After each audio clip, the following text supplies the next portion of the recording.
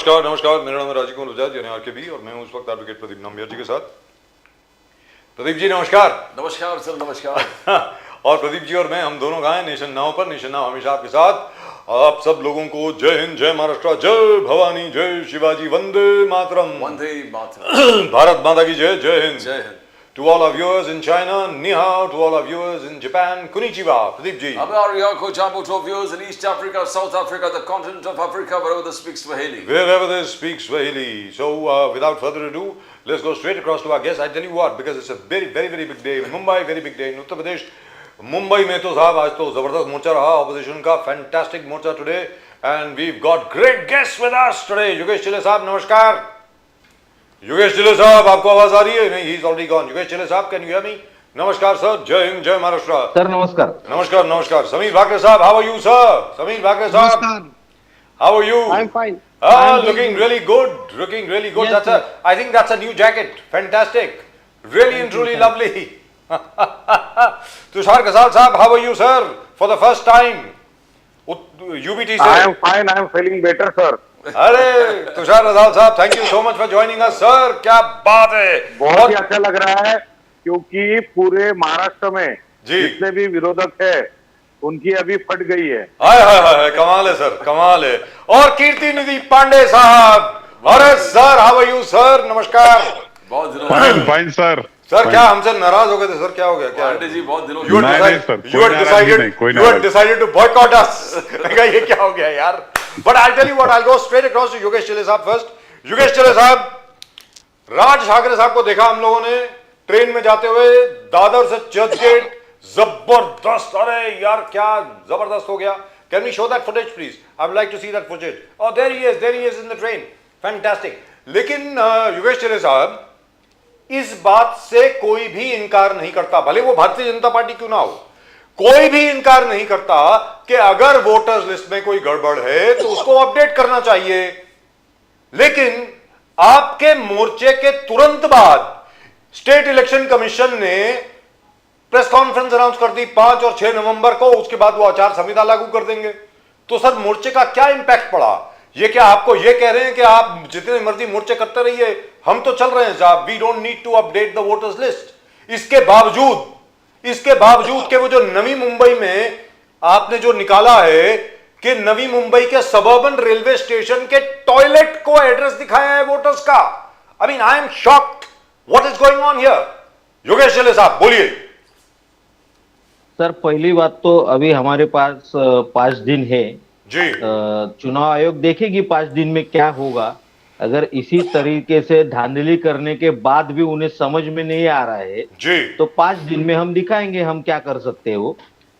रही बात जो नवी मुंबई की है, नवी मुंबई में तो वहां के कमिश्नर के घर पे उनके एड्रेस पे 150 लोगों का नाम लिखा गया है जी। अभी आप मुझे बताइए, मैंने खुद एक ट्वीट किया था जिसमें एक नाम ऐसे था र प प और उनके पति का नाम था द क। ये ऐसी कोई चुनाव आयोग की लिस्ट रहती है क्या? जी, मैं आपको 400-500 नाम एक ही लिस्ट में ऐसे बता सकता हूं जहां पे ऊपर सिर्फ पनवेल लिखा है और नीचे एड्रेस में कुछ भी नहीं है। अभी इन वोटर्स को अगर हमको ढूंढना है सर्वे करने के लिए तो हम कैसे ढूंढ पाएंगे? तो इस तरीके से जो धांधली वोटर लिस्ट में की है उसके दम पे ये अगर इतना उड़ रहे तो एक बार इनको हम चैलेंज कर रहे हैं, एक बार पूरा वोटर लिस्ट जो है वो क्लियर कर लो, बैलेट पे आ जाओ, आपको दिखाते हैं हम क्या हो सकता है वो। जी प्रदीप जी। योगेश चिल्ले साहब, पहली बार राज ठाकरे साहब एकनाथ शिंदे जी पर टिप्पणी करने लगे। एकनाथ जी सीएम बनने के चाह में क्या क्या करना चाहते हैं, राज ठाकरे साहब ने उसको उजागर कर दिया।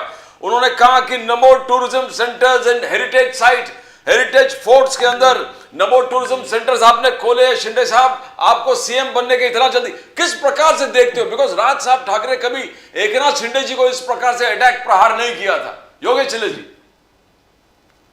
सर पहली बात तो ये है, ये नमो नाम का कुछ भी छत्रपति शिवाजी महाराज के किलों पे हम सहेंगे नहीं।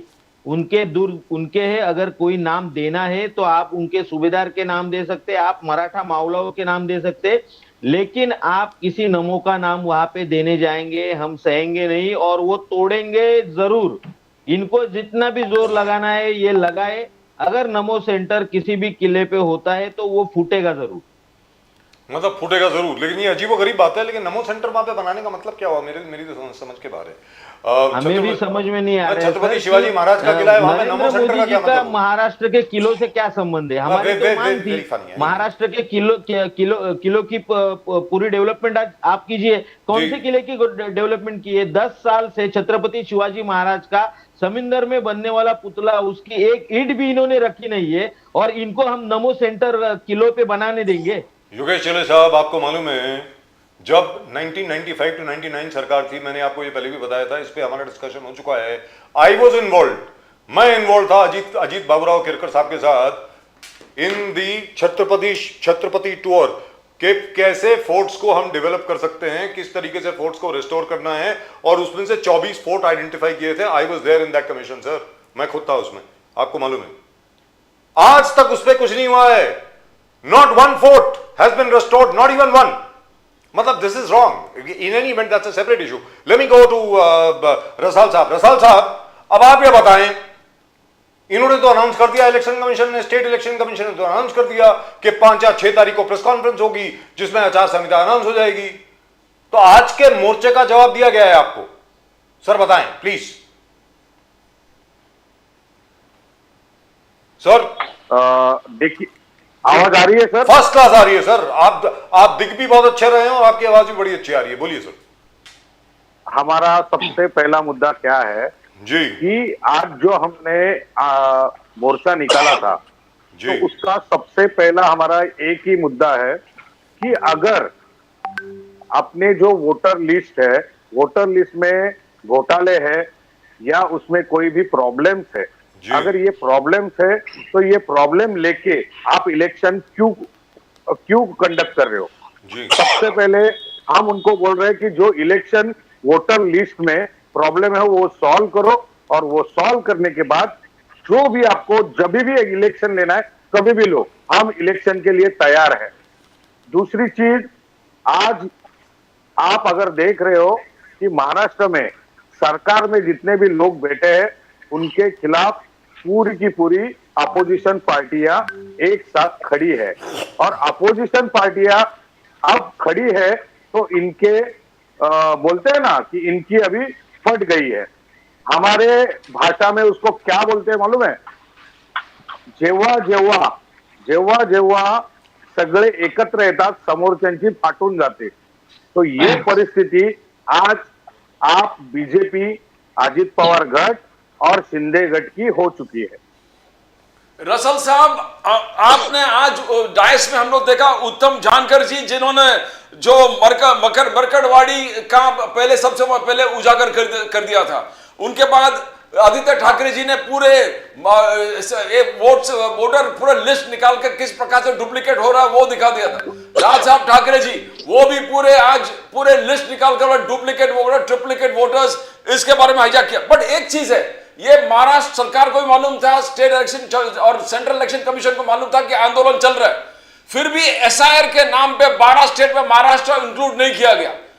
ये आपको लग रहा है कि एक सोची समझी साजिश है रसल साहब?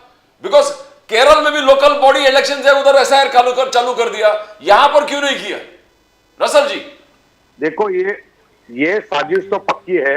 एक्चुअल देखने जाएंगे तो कैसा है कि इलेक्शन आयोग जो है वो एक स्वायत्त संस्था, मींस इंडिपेंडेंट बॉडी है जी। अगर इंडिपेंडेंट बॉडी का हक ही निकाल के लिया गया हो और उनको कुछ भी करने से, जो आज हमारे पे राज्यकर्ता बैठे हैं महाराष्ट्र स्टेट में, जैसे बीजेपी है, शिंदे गट है और ये अपने पवार गट है, जो बैठे हैं वो उनकी स्वायत्ता ही निकाल के ले चुके हैं। जी, जी, जी। इसका मीनिंग क्या है?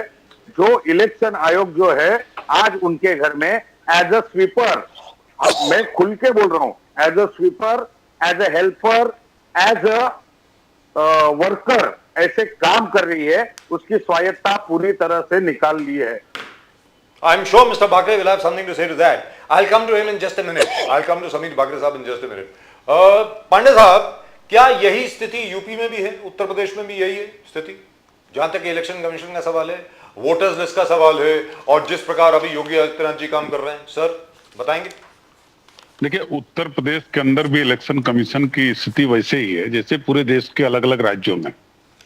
आपने देखा होगा कि पिछले दिनों विधानसभा के उपचुनाव हो रहे थे उत्तर प्रदेश जी में, जी जी, और कई वीडियोस, कई फोटोज जारी हुए जिसमें दरोगा मतदाताओं को हड़का रहा है, रिवॉल्वर दिखा रहा है, वोट देने से रोक रहा है, जाति विशेष धर्म के आधार पर लोगों को वोट देने से वंचित किया गया, लाठीचार्ज किया गया, पूरी प्रशासनिक अमले के साथ चुनाव को प्रभावित किया गया, और उसके कंप्लेंट्स लगातार होते रहे इलेक्शन कमीशन को, लेकिन इलेक्शन कमीशन ने कहीं कोई संज्ञान नहीं लिया। ये स्थिति केवल महाराष्ट्र में नहीं है, केवल उत्तर प्रदेश नहीं है, केवल बिहार नहीं है, ये सभी राज्यों में अलग अलग स्थितियां हैं, और लगातार इलेक्शन कमीशन पे सवाल खड़े होते रहे। मैं कहता हूं, बार बार कहता हूं, कई डिबेट्स में मैंने कहा कि अगर इलेक्शन कमीशन स्वायत्त संस्था है तो उसको स्वायत्तता पूर्ण रूप से मिलनी चाहिए, पूर्ण तरीके से इलेक्शन कमीशन काम करे। मैं कह रहा हूं, अगर विपक्ष सड़कों पे आ रहा है, अगर वोटर लिस्ट में खामियां बता रहा है, तो इलेक्शन कमीशन की जिम्मेदारी है कि विपक्ष की बातों को सुने, विपक्ष के नेताओं को आमंत्रित करे, उनके ऑब्जेक्शंस को नोट करे और उसका निराकरण करे, ना कि ये बताने में लग जाए कि विपक्ष के लोग गुमराह कर रहे हैं, वोटर लिस्ट ठीक है, ये लोग जनता को गुमराह कर रहे हैं, ये लोग समाज में भ्रांतियां पैदा कर रहे हैं। ये बताने के बजाय इलेक्शन कमीशन विपक्ष के नेताओं से मिलना चाहिए। और मैं तो कह रहा हूं कि बिहार के अंदर भी चुनाव से पहले देखिए तमाम नारे लगे, तमाम फर्जी वोटर लिस्ट के खिलाफ यात्राएं चली वहां के नेताओं के द्वारा, लेकिन जिस तरीके से मतदाता सूची पे सवाल खड़ा हुआ, भारत निर्वाचन आयोग के ऊपर सवाल खड़ा हुआ, कभी भी इलेक्शन कमीशन किसी विपक्ष के नेता से मिलने तक की जहमत नहीं उठाया। ये बड़ी दुर्भाग्यपूर्ण स्थिति है। इलेक्शन कमीशन पे अगर सवाल खड़ा हो, केवल इलेक्शन कमीशन पे नहीं, किसी भी स्वायत्त संस्था पे अगर सवाल खड़ा हो, ये उसकी नैतिक जिम्मेदारी है कि वो विपक्ष के लोगों से मिले, विपक्ष के लोगों से बात करे और उस बात का निराकरण करे जो आरोप प्रत्यारोप उसके ऊपर हो रहा है। इससे बेहतर ये होगा कि पूरे देश में आपके ऊपर लोगों का भरोसा बनेगा।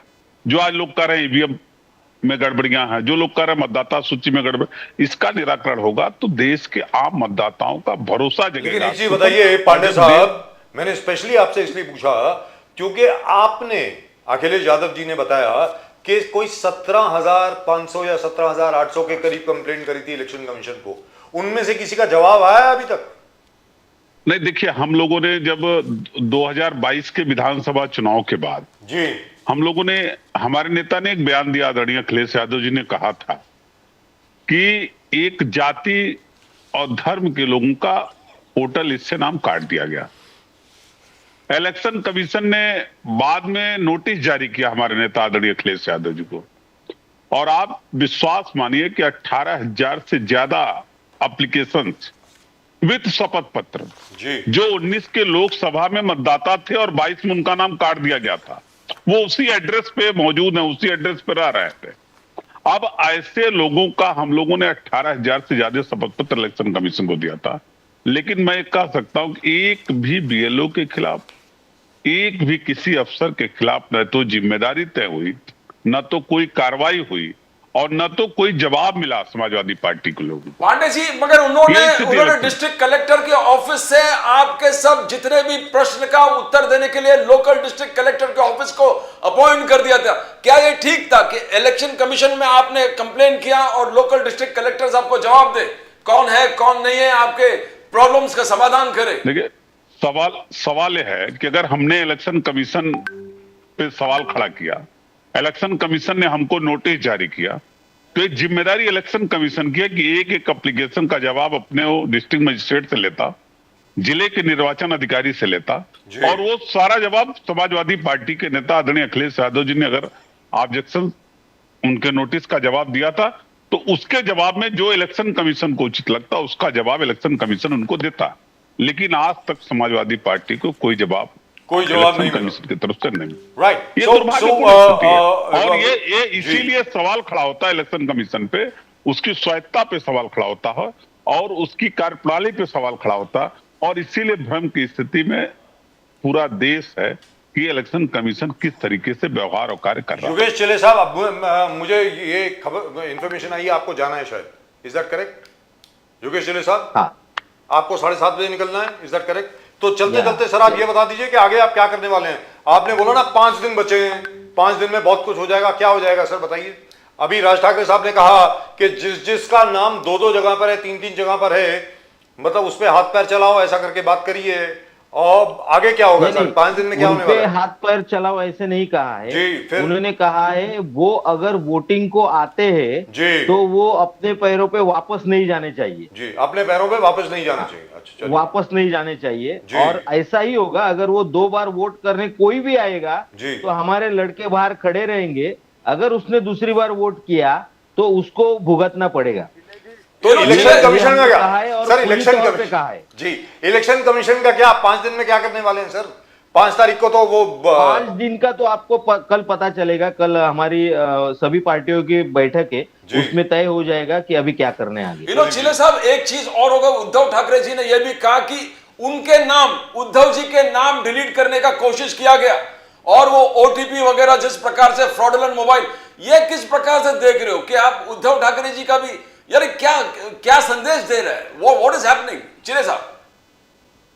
नहीं, पहली बात तो सिर्फ उद्धव जी का नहीं, मैं आपको सैकड़ों लड़के बता सकता हूं जिनके नाम उनको मालूम भी नहीं, उनके नाम दोबारा आए, 2-2 बार आए, ना कोई फॉर्म भर के दिया है, ना कोई उन्होंने इंफॉर्मेशन दी है अलग से, फिर भी उनके नाम 2-2 बार मतदाता सूची में आई है। तो इसका मतलब आप समझ लीजिए कितने बड़े पैमाने पे धांधली वहां पे शुरू है। और इसका इस बात का चुनाव आयोग को इसका कोई दुख नहीं है।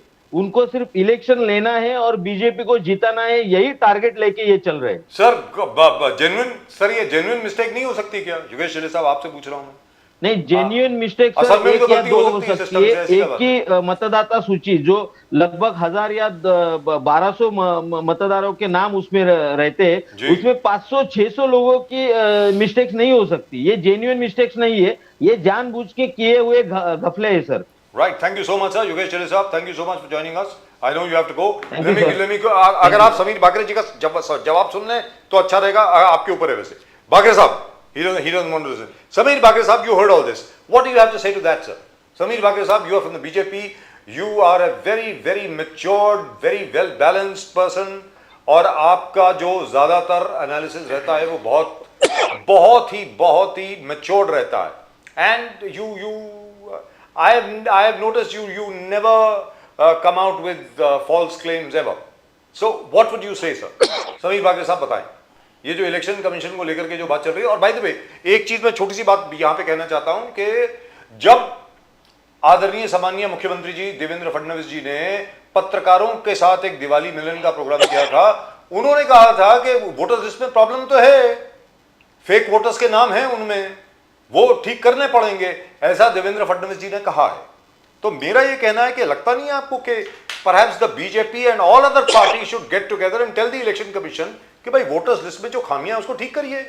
आप बताएं सर, समीर बाकरे साहब, प्लीज गो अहेड सर। देखिए, हमारे माननीय मुख्यमंत्री देवेंद्र जी ने पहले भी कहा है कि वोटर लिस्ट में जो मिस्टेक्स है वो आज से नहीं है, 15-20 सालों से है। और इसीलिए इलेक्शन कमीशन ने जो स्पेशल इंटेंसिव सर करके जो लिया था, उसके अपोजिशन में सभी अपोजिशन पार्टी सुप्रीम कोर्ट में गई थी जब बिहार में वो चल रहा था। तो मुझे तो ये समझ में नहीं आता कि अपोजिशन पार्टी चाहती क्या है। क्या ये नहीं चाहती कि इलेक्शन कमीशन हमारी जो वोटर लिस्ट है वो ठीक करे? और आज जो दोनों आपके पैनल पे जो प्रवक्ता बैठे, सम्मानित प्रवक्ता है, दोनों यूबीटी के हैं और समाजवादी पार्टी के। मैं तो इन दोनों से एक बहुत बेसिक सवाल करना चाहता हूँ। ये दोनों पार्टियों को लोकसभा के 2024 के इलेक्शन में बहुत बड़ा अपने अपने स्टेट में सक्सेस मिला था, तो तब क्या इलेक्शन कमीशन फेयर था? तब क्या ईवीएम में गड़बड़ी नहीं थी? तब क्या वोट चोरी नहीं हुई थी? तो कैसा है, I will like to call the hypocrisy of this parties. इनका प्रॉब्लम क्या है, जब ये हारते हैं तो इनको कोई ना कोई स्केपगोट चाहिए, क्यों कोई ना कोई ऐसा व्यक्ति चाहिए जिसके ऊपर ये ब्लेम कर सके, क्योंकि ये सब परिवारवादी पार्टी के रिप्रेजेंटेटिव है, चाहे उद्धव ठाकरे साहब की पार्टी हो, चाहे समाजवादी पार्टी हो। क्योंकि अगर ये हारते हैं तो इनके कार्यकर्ता, इनके नेताओं पे सवाल खड़े ना करे इसलिए इलेक्शन कमीशन हो चाहे मतदार यादी हो, इसके ऊपर करते हैं। दूसरी बात ऐसी है कि क्या अगर इलेक्शन कमीशन विधानसभा के जो चुनाव हुए थे तो इलेक्शन कमीशन में महाराष्ट्र में एक सवाल खड़ा किया गया था, जो उसका जवाब इलेक्शन कमीशन ने दिसंबर 2024 में दे चुके थे। 60 पेज का जवाब कांग्रेस पार्टी को दिया था। जी। तो आज तक कांग्रेस पार्टी ने उस लेटर का कुछ जवाब दिया है क्या? देखिए, सेंसेशनल क्रिएट करना, प्रेस कॉन्फ्रेंस लेना, मोर्चा निकालना, ये सबका संवैधानिक अधिकार है। लेकिन अगर आपके पास इतने तथ्य है तो आप कोर्ट में क्यों नहीं जाते? अगर आपके पास इतने तथ्य है तो आप एफिडेविट में कंप्लेंट क्यों नहीं करते? अगर आपके पास इतने तथ्य है तो आप ऑफिशियल चैनल्स के थ्रू नहीं क्यों जाते? देखिए, सेंसेशन क्रिएट करना ये इनकी आदत है। और मैं आपको एक महाराष्ट्र का बहुत टिपिकल एग्जांपल बताता हूँ। अभी क्या हुआ है, महानगर पालिका और हमारे लोकल बॉडीज के जो चुनाव है, जी, ये जो अपोजिशन पार्टीज है इनके पास एजेंडा ही नहीं है, ना इनके पास कोई विचार है। अब देखिए, देवेंद्र जी ने मुंबई का जो विकास किया है, यूबीटी के मेरे मित्र बैठे हैं, इन्होंने क्या किया है मराठी मानुस के लिए? इनके वजह से मराठी मानुस धीरे धीरे मुंबई के बाहर हुआ है। बीडीडी चौल हो, चाहे कोस्टल रोड हो, चाहे मेट्रो हो, चाहे कोई भी प्रकार का इंफ्रास्ट्रक्चर डेवलपमेंट हो, ये हमारे माननीय देवेंद्र जी ने ही किया है। इनको पता है मुंबई की जनता के सामने क्या जाएंगे, मराठी मानुस के सामने क्या जाएंगे। हिंदुत्व का मुद्दा इन्होंने छोड़ चुके। देखिए, इनके पास ना कोई हिंदुत्व का मुद्दा बचा है, ना मराठी मानुस का मुद्दा बचा है, ना डेवलपमेंट का मुद्दा बचा है। तो इनको देश की जनता को, मुंबई की जनता को भटकाना है। और मैं तो ये बोलता हूँ कि आने वाले नगर पालिका और महानगर पालिका के चुनाव की हार का एक कवर फायर है। समीर बाकरे साहब, उद्धव जी और राज ठाकरे जी ने कहा ये सत्य के लिए नहीं है, सत्य को आगे लाने के लिए ये आज का मोर्चा था। सत्य उनका मेन मकसद है कि सच्चाई को सामने लागे। बाकरे साहब आज उत्तम जानकर जी ने जो पहले उन्होंने शुरू कर दिया मरकड़वाड़ी से, वो भी मंच पर था। उन्होंने कहा कि किस प्रकार से मरकड़वाड़ी में वोटर्स का मैनिपुलेशन हो गया था। फिर आदित्य ठाकरे जी ने पूरा दिखा दिया किस प्रकार से, उद्धव ठाकरे जी ने दिखाया। कल मनसे के राज ठाकरे जी वगैरह टॉयलेट को एक आधार बनाकर इतने सारे वोट। तो क्या अगर कुछ एनोमॉलीज है, कुछ डिस्क्रिपेंसीज है, उसको रेक्टिफाई नहीं करना चाहिए? इनका तो यही मांग है कि आप रेक्टिफाई करके आप इलेक्शन ले लो। बाकरे साहब, देखिए रेक्टिफिकेशन होना चाहिए, इसके ऊपर किसी का कोई ऑब्जेक्शन नहीं है। लेकिन ये लोग जो टाइमिंग चूज कर रहे हैं, सुप्रीम कोर्ट में इतने साल से हमारे लोकल बॉडी इलेक्शंस के चुनाव का मुद्दा था। सुप्रीम कोर्ट ने एक निर्णय दिया कि आपको ये डेडलाइन के पहले चुनाव खत्म करने हैं। विधानसभा चुनाव सितंबर 2024 में हुए, तो इन्होंने याचिका क्यों नहीं लगाई भाई? अगर इनको पता था कि सपोज विधानसभा इलेक्शन में गड़बड़ी हो, ऐसा इनका कहना है, तो इन्होंने सुप्रीम कोर्ट में क्यों पार्टी नहीं बने कि भाई ये हमको वोटर लिस्ट करेक्ट करना है। और दूसरे जो दोनों माननीय उद्धव साहब ठाकरे और माननीय राज साहब ठाकरे, ये कोई सत्य के लिए साथ में नहीं आए, ये सत्ता के लिए साथ में आए। क्या ये दोनों जब अलग हुए थे उसके रीजंस खत्म हो गए? क्या राज साहब का कहना जो था उद्धव साहब के बारे में वो खत्म हो गया? क्या उद्धव साहब जो बोलते हैं कि ये तो कभी इधर जाते हैं कभी उधर जाते हैं, ये तो इनका कोई स्टैंड नहीं है मनसे का, तो क्या ये सब विषय खत्म हो गए? देखिए, अस्तित्व की लड़ाई हो चुकी है। उनको पता है अगर हम महानगर पालिका के चुनाव अगर हार गए तो हमारी पार्टी के कैडर हमसे दूर हो जाएंगे। इसके लिए ये इनकी चुनावी रणनीति है और इनकी अस्तित्व की लड़ाई है। समीर बाकरे साहब, the fact is you are also part of the system. ऐसा नहीं है कि आप नहीं है, आके आप सिस्टम के बाहर है। अभी आप रूलिंग पार्टी हैं, Bharatiya Janata party ruling party है, लेकिन फिर भी आप सिस्टम के हिस्से तो है ना। आपका दायित्व नहीं बनता क्या इलेक्शन कमीशन को ये बोलने के लिए भैया अपडेट करो, वोटर्स लिस्ट को अपडेट करो यार, क्या कर रहे हो? There has to be a free and fair election. Don't you think the BJP also should approach the election commission and tell them, hey, listen, we need the voters list to be updated. Whatever time it takes, we will join you and go up to the Supreme Court and say, hey, it's not possible to finish the entire procedure by January 31st. Sorry. देखिए राजीव जी, Bharatiya Janata party ने election commission को बहुत सालों से कई बार बोला है और उसका ही परिणाम है कि आज ये इंटेंस जो अपना SIR का प्रावधान है वो आ गया है। और मेरा ऐसा कहना है कि अगर कुछ छोटी मोटी गड़बड़ियां है तो इसका मतलब आप पूरी चुनावी प्रक्रिया को धांधली के नजर में लाओगे क्या? यही इनका फेक नैरेटिव क्रिएट करने का पर्पज है। जैसे इन्होंने लोकसभा इलेक्शन के पहले संविधान खतरे में ये नैरेटिव फैला है। अभी ये जनता के मन में एक भ्रम फैलाना चाहते हैं कि भाई साहब हम चुनाव नहीं हारे, हमको तो वोट चोरी की वजह से आ रहा है। तो देखिए चुनाव में अरिथमेटिकल वोटर यादी में हो सकता है कुछ मरे हुए लोगों का नाम अभी भी है क्योंकि उनके परिवार में उसमें निकाला नहीं है, कुछ लोग ट्रांसफर हुए उसका भी नाम आ सकता है, लेकिन इसका ये मतलब नहीं है कि चुनाव की पूरी प्रक्रिया जो है वो फ्रॉडुलेंट है, जो ये दिखाना चाहते हैं और ये जो नैरेटिव क्रिएट करना चाहते हैं। बात कैसी है, इनको कोई मतलब नहीं कि चुनाव की लिस्ट ठीक हो या ना हो,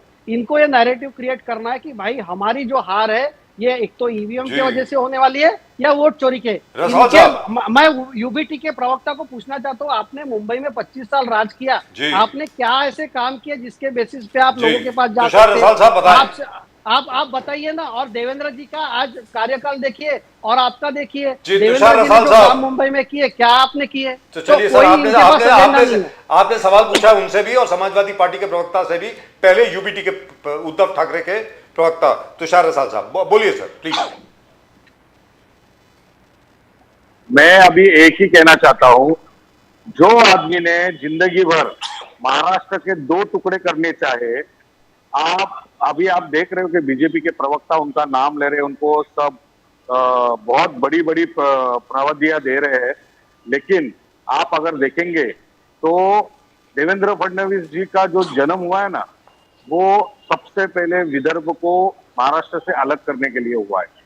दूसरी चीज अगर आप देखेंगे तो जब बीजेपी की जो सत्ता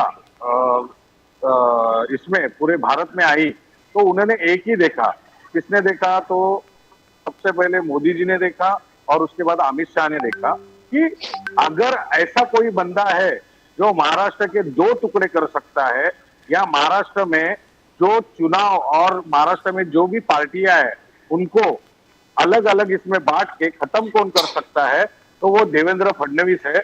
और उन्होंने उनको फुल पावर दे दी। और आपने देखा कि महाराष्ट्र इसके पहले भी बहुत सारे एमपी या उसके पहले एमएलए अलग अलग पार्टियों में गए, जाने के बाद उन्होंने अपनी खुद की पार्टियां भी बना ली या दूसरे पार्टी में गए, लेकिन आज तक पक्ष चोरी, पक्ष का जो चिन्ह होता है उसकी चोरी, ये कभी हुई नहीं थी। आपने सुना रहेगा कि हमेशा जिनके अभी नए नए पक्ष बने हैं वो आज तक एक ही बोलते आए हैं कि हमारे पीछे कोई तो ऐसी दैवी शक्ति, और वो दैवी शक्ति कौन थी, तो ये मोदी और ये अमित शाह जी। आज ये लोग बोल रहे हैं कि देवेंद्र फडणवीस जी ने महाराष्ट्र के लिए क्या क्या काम किए हैं, क्या काम किए, एक भी काम नहीं बता सकते। आज ये बोल रहे हैं कि ठाकरे फैमिली ने क्या किया है। अरे ठाकरे फैमिली की वजह से ही आज भी महाराष्ट्र में, मुंबई में जो भी मराठी मानुस जिंदा है, मराठी आदमी आज भी उधर काम कर रहा है, मराठी आदमी की जो मौजूदगी है वो आज भी ठाकरे फैमिली की वजह से है। और मैं मेरे जो बीजेपी के मित्र प्रवक्ता है उनको एक ही बात पूछना चाहता हूं। सबसे पहले मैं उससे एक ही पूछूंगा, अगर जो अभी चुनाव सूची है उसमें गड़बड़ी है या नहीं, अगर गड़बड़ी है तो ऐसे गड़बड़ी होने वाले चुनाव सूची को लेके चुनाव रखना चाहिए कि नहीं। और देखिए 5 साल से महाराष्ट्र में जो भी लोकल बॉडीज का इलेक्शन है वो हुआ नहीं है। अभी एक सूची रिपेयर करने के लिए, एक सूची को अच्छी तरह से बनाने के लिए ज्यादा से ज्यादा 3 या 4 या ज्यादा से ज्यादा 6 महीने हो सकते हैं। जैसे हमने देखा होगा कि जब अपने जो आधार कार्ड है, जब अपने बैंक अकाउंट्स को लिंक करने के लिए लोगों को 6 महीने का मौका दिया गया था, टाइम दिया गया था, उसी प्रकार अगर ये अगर एक सूची निकालते हैं कि जल्दी से जल्दी सभी को 6 महीने के अंदर अपने इलेक्शन कार्ड को और आधार कार्ड को लिंक करना है, अगर ये हो जाए तो मुझे नहीं लगता है कि 6 महीने के अंदर सब ठीक हो। मुझे लगता है कि सबका सब 6 महीने के अंदर ठीक हो सकता है, लेकिन अगर आप देखोगे कि इनके मन में ये नहीं है। आज सब पार्टियां जो चुनाव आयोग की जो इलेक्शन वोटर लिस्ट है उसके खिलाफ खड़े थे, लेकिन ये क्या कर रहे थे कि जो स्वायत्त संस्था है उनके प्रवक्ता बन के खड़े थे। एक्चुअली क्या हो रहा है कि मैं अभी ट्रैवल कर रहा हूँ और ट्रैवल करने के कारण मेरा जो वीडियो शेकी हो रहा है। मैं एक बोलना चाहूंगा, जिस देश का राजा व्यापारी उस देश की प्रजा भिखारी। और दूसरा एक वाक्य बोलना चाहूंगा, बहुत हो चुकी है अब मन की बात, इसके आगे होगी सिर्फ जन की बात। और मैं इतना भी कहना चाहता हूं कि आपने बाहर देश में, ताजा उदाहरण देता हूं, नेपाल को भूलना नहीं चाहिए। जब भी अराजकता ज्यादा हो जाती है तो जो अराजकता फैलाने वाले लोग होते हैं उनको दौड़ा दौड़ा के मारा जाता है। थोड़े दिन के बाद मुझे लगता है, मेरी इच्छा तो नहीं है, लेकिन मुझे लगता है कि बीजेपी की अराजकता इतनी बढ़ जाएगी रसल साहब, कि लोग बीजेपी के नेताओं को दौड़ा दौड़ा के मारेंगे। रसल साहब, मगर क्या एनाकोंडा को बोलना, एनाकोंडा पे दोष देना, एकनाथ शिंदे पे दोष देना, ये ठीक है। एकनाथ शिंदे जी खुद कर रहे हैं कि मैंने किसी का कमर का बेल्ट निकाल दिया, किसी का गले का बेल्ट निकाल दिया, जो वर्क फ्रॉम होम कल्चर थे वर्क फ्रॉम होम कल्चर निकाल दिया। तो हर व्यक्ति अपना अपना उदाहरण दे रहा है कि उद्धव जी काम नहीं कर पाए। मुझे एक ही बात सर जी, मुझे एक ही बात बताइए, हाँ। कोविड था तो मोदी जी कहाँ कहाँ घूम रहे थे? तो मोदी जी का भी वर्क फ्रॉम होम कल्चर था क्या? और गले का पट्टा निकालना मीन्स क्या? अभी मैं आपको एक छोटा सा उदाहरण देता हूं। आप जिस फ्लैट में रहते हो ना, वो फ्लैट किसी बिल्डर ने बनाया रहेगा। बिल्डर का तो पैसा लगा रहेगा, लेकिन जो फ्लैट बनाया वो किसी कारीगर ने बनाया रहेगा। तो अगर कारीगर ही कल आपके फ्लैट पे कब्जा कर ले, आपको चलेगा क्या? कारीगर बोलेगा ये मैंने मेहनत से बनाया। देखो, अभी आपने देखा रहेगा कि महाराष्ट्र में पहली बार इतनी बड़ी पार्टियों में फूट हुई। देखो महाराष्ट्र कैसा है मालूम है? महाराष्ट्र ऐसा है ना कि पूरे देश को दिशा देता है। आपने अगर सुना रहेगा तो एक वाक्य है कि दिल्लीचे ही तख्त राखतो महाराष्ट्र माझा। इसका मतलब क्या है?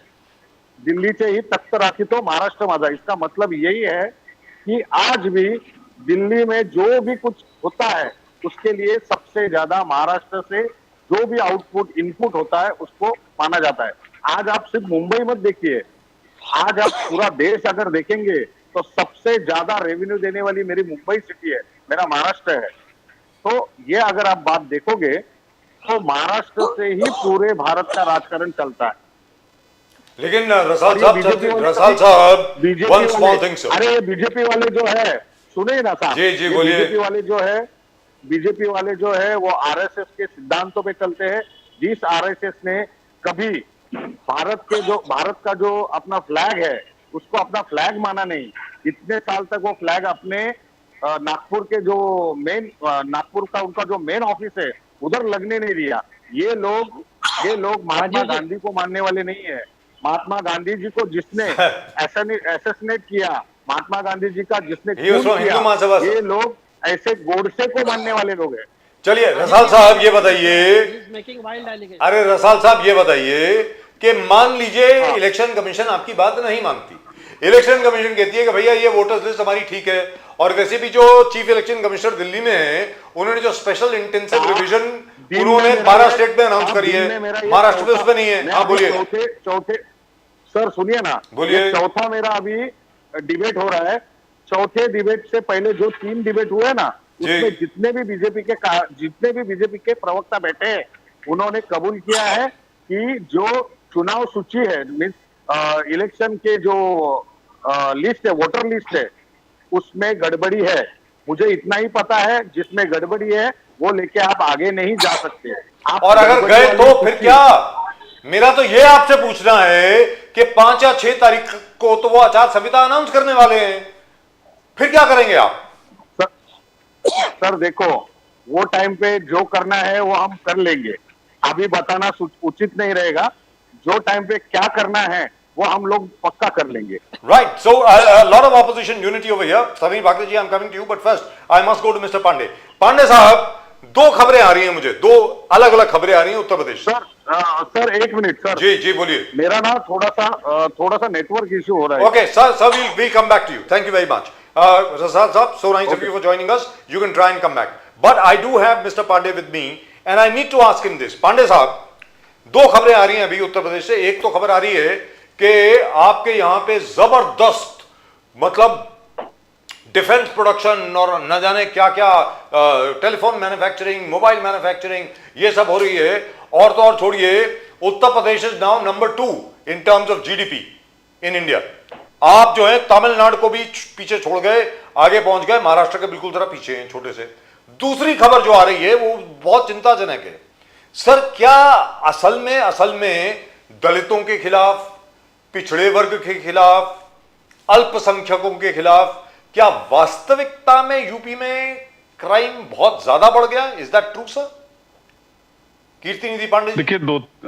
देखिए दो तीन बातें हैं जी। पहले तो मैं भारतीय जनता पार्टी के नेता के एक दो सवाल हमसे थे, उसका जवाब दे दूं। जी बोलिए सर। उन्होंने कहा कि लोग एफिडेविट नहीं देते। हम लोगों ने इलेक्शन कमीशन को एफिडेविट भी दिया, और हमारे नेता आदरणीय अखिलेश यादव जी ने लोकसभा में देश की सबसे बड़ी, तीसरी बड़ी पार्टी होने के बाद भी लोकसभा के अंदर कहा था कि हम ईवीएम से जीत के भी ईवीएम को हटाने का काम करेंगे। ये कहा था, सदन के अंदर कहा था जी। दूसरी बात, अगर मैं कह रहा हूं कि इलेक्शन कमीशन पे सवाल है, तो भारतीय जनता पार्टी भी लोकतांत्रिक प्रक्रिया का एक हिस्सा है, वो भी लोकतांत्रिक प्रक्रिया में सम्मिलित है। अगर इलेक्शन कमीशन पे कोई सवाल खड़ा हो रहा हो, स्वायत्त संस्था है, तो भारतीय जनता पार्टी के लोगों को भी विपक्ष के साथ मिलकर के इलेक्शन कमीशन के दरवाजे पे जाना चाहिए। क्यों भारतीय जनता पार्टी नहीं चाहती कि इलेक्शन की सूची जो है वो फेयर बन जाए, एक मतदाता का नाम 2 जगह 3 जगह न रहे, फर्जी बोगस वोटर जो बने हैं वो हट जाएं? क्या भारतीय जनता पार्टी नहीं चाहती? ये भारतीय जनता पार्टी हर बार इलेक्शन कमीशन की स्पोक्स पर्सन क्यों बन जाते हैं? सबसे ज्यादा लोकतंत्र में चिंता का विषय तो यही है। और जो बात आप पूछ रहे थे उत्तर प्रदेश के परिप्रेक्ष्य में, उत्तर प्रदेश में आप अगर एनसीआरबी के आंकड़े देखेंगे तो दलित उत्पीड़न में उत्तर प्रदेश नंबर 1 है। करेक्ट।